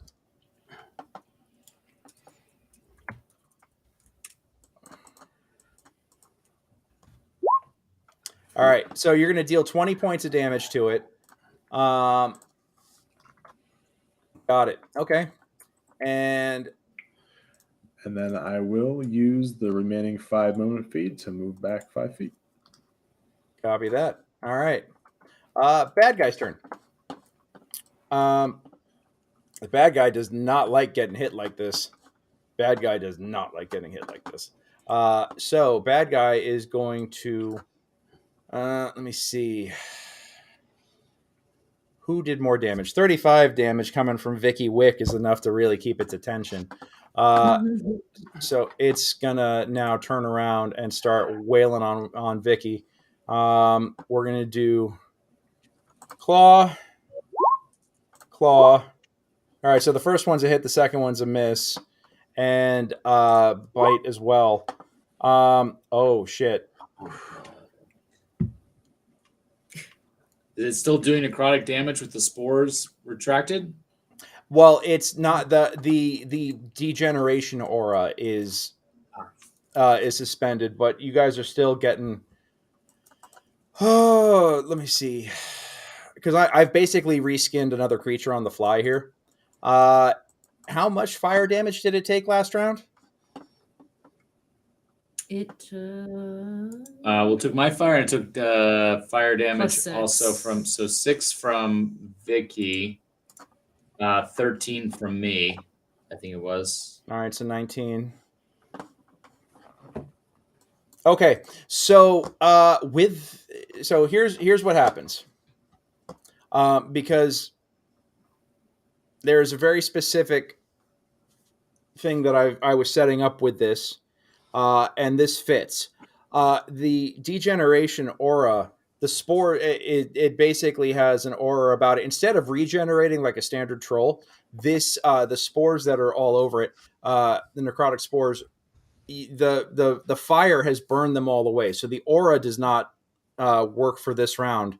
But because you have hit it with so much fire damage, it is going to deal 14 slashing from the first hit.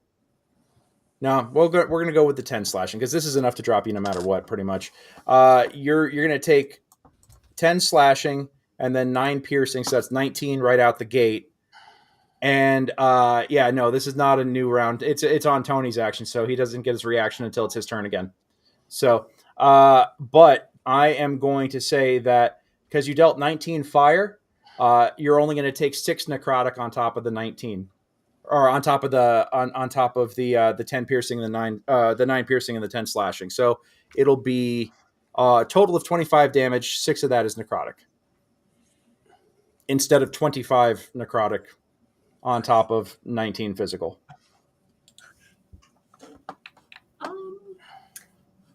Sorry? You're down. You're down, not dead. I'm down.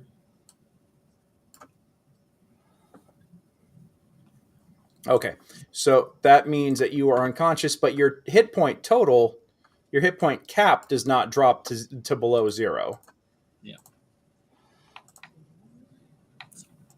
All right, and with that, you are going to shrink. With going unconscious, you're going to shrink. Oh, I can't actually do that on that window. I'm looking at the wrong window here. So yeah, Vicky goes down with a thud. But that's it for the bad guy. Mm-hmm. So next in line is Tony. Okay. Me? Miggy? Tony, and then Miggy. Okay. Yeah. Gotcha. I am going to Kill it. second kill it. verse, same as the first. Going to upcast at level 2 Burning Hands, sculpting the spell around my compatriots. Okay. I got a nat 20 on my dex save against it, so I'll just take the 9. Yeah. But that once again prevents it from the necrotic aura from going off this round. And then as my bonus action, I'm going to have Tiny Tony fly over to Vicky and administer his potion that he carries on him. Copy So, that.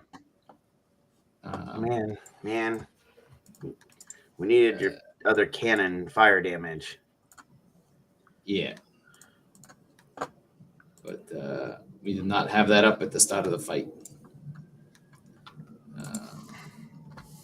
Got it. All right. So that is it for Tony. And Vicky, you're back up with 5 hit points. Miggy, you're up. And Matt, thank you for hanging in there. We'll be wrapping it up after this encounter. So Okay, I'm gonna step over here. I'm gonna try and smash one of my other vials of oil on it, right? Especially because it's kind of burning, hoping that it'll catch fire from that. So that's like that's a bit an unarmed at this point, right? Or is it a dex? Is it a throw? you know what? I'll let you do an unarmed melee on it and see if that hits, because you're in melee range. I'd rather do a throw, but this one seems like makes more sense. Yeah. 17. Got it. That hits. I smash that, and then I take the I have this ointment, the Golem's ointment, which basically hits you like the way it's written. It ceases poison, curative diseases, things like that. It's basically hits you with a lesser restoration and a heal at the same time. And I'm hoping that will help cure some of her necrotic max. Okay. So I'm going to use that. Totem's ointment. All right, yeah. So, and if it does, that's the D6 of 3 back from the restoration effect. If it works. But that is my last application of Golem's ointment. It works. Hey, Vicky, you some of the necrotic taint on your health is lifted, and your hit point max goes up 3 points. All right. Alrighty. In that case, that is it for Miggy and Vicky. It is your turn. What do you want to do? All right. I'm going to back up a little bit over here. And I'm going to see if I can hit him with my longbow. Get him. That's a hit. And you have multiple attacks in a round now. Yeah. And I would... I should have gotten big first. Oh, well. Well, because that's a concentration-based thing, right? I don't think so. Actually, I don't think it is. Because that is Rune Knight. Lasts for 1 minute. Doesn't say what happens if she goes unconscious. No, it just says a bonus action. You magically gain the following benefits, which last for 1 minute. Yeah, it's not. It's nothing about concentration. So should I still be big?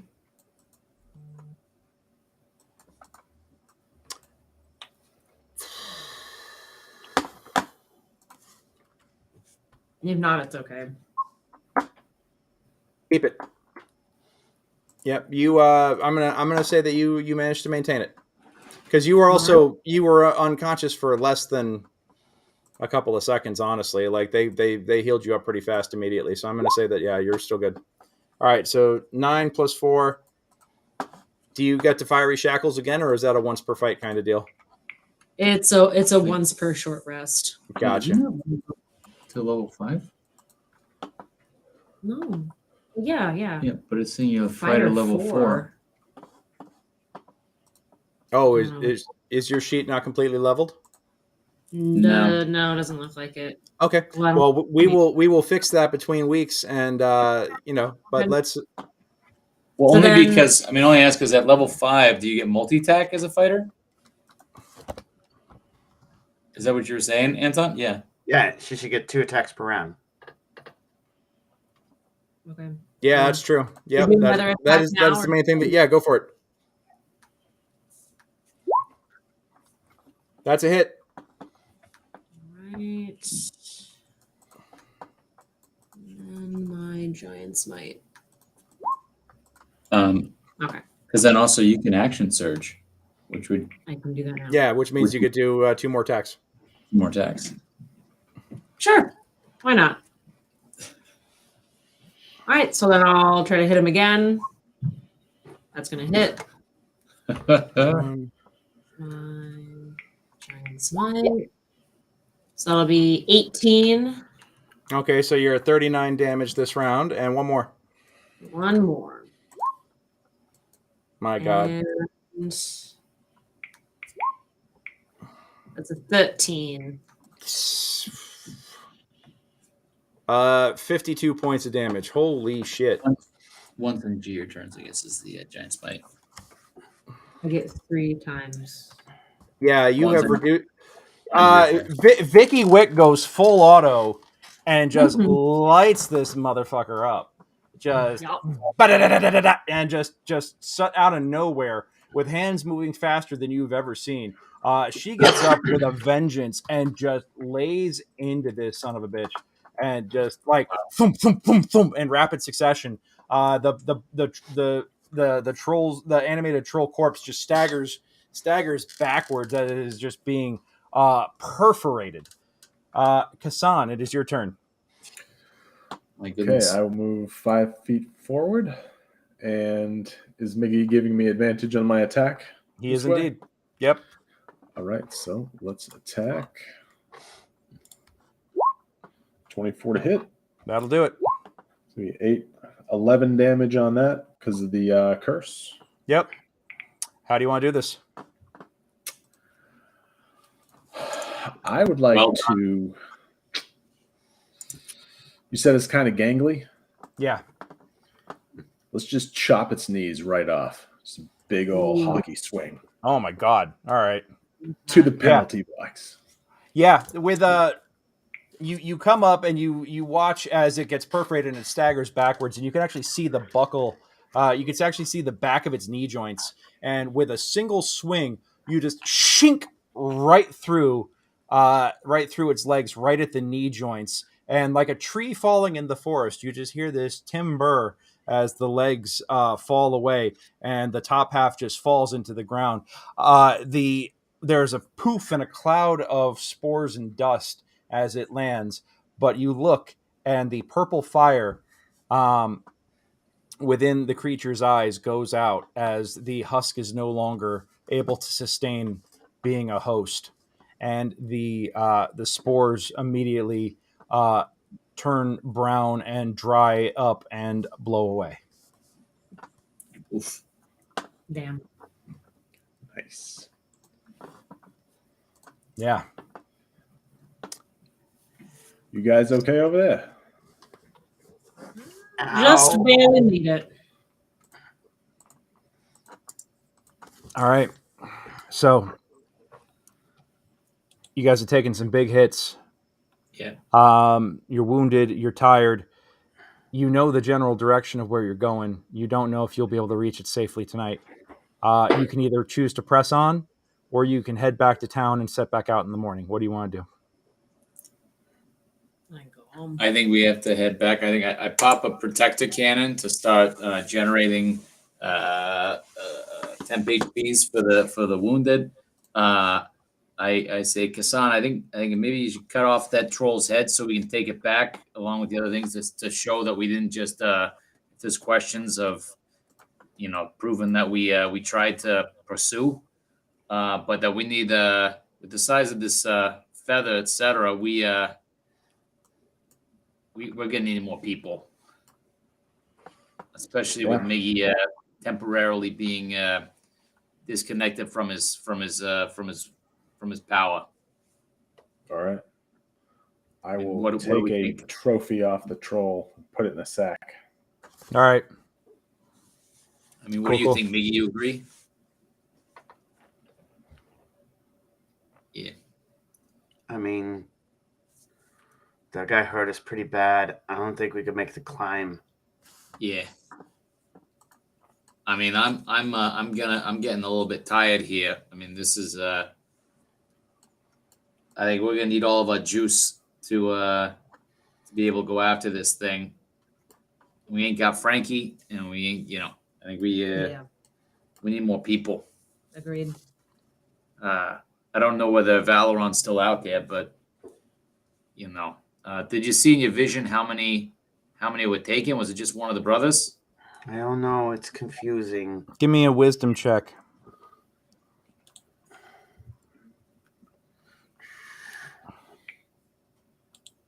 Is it insight or wisdom? Just a straight wisdom roll. Okay.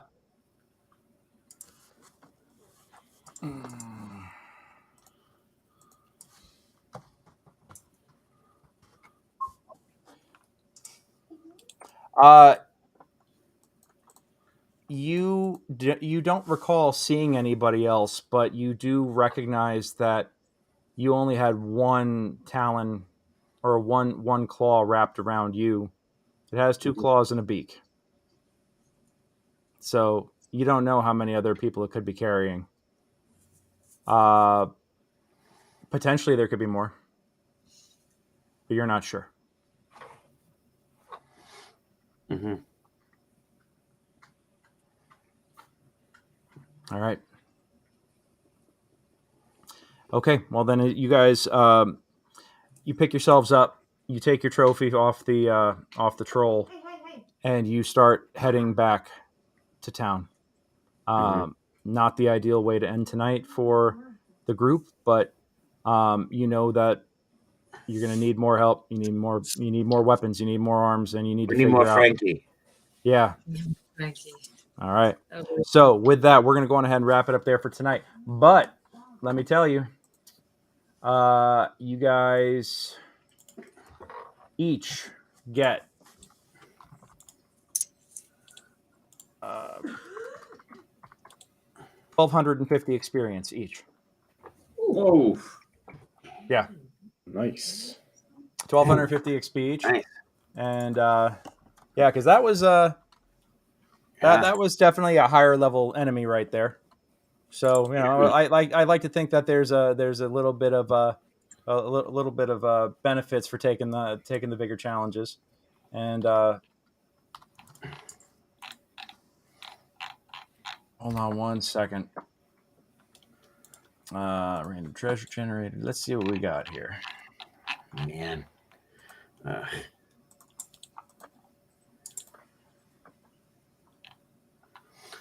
Doing what's right's difficult, even when it costs you like your powers. Yeah. Oh, that's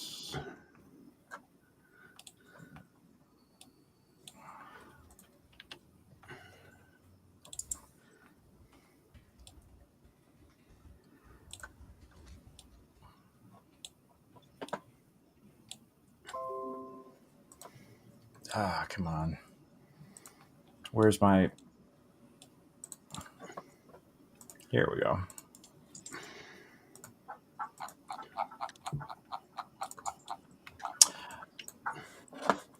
And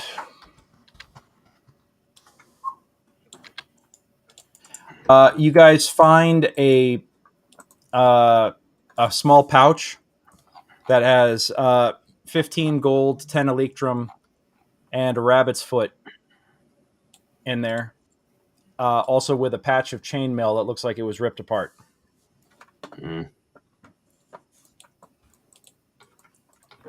All right. We'll go on ahead and wrap it up there for tonight. Yep. So thank you all so much for hanging out with us this evening, especially if folks are watching. Thank you all for joining us. Once again, I have been DM Greg. This has been Secrets of the Barrowmaze, and you have been awesome. Hope you have a great week, a happy holiday season, and until we meet again, roll them 20s. Good night, all.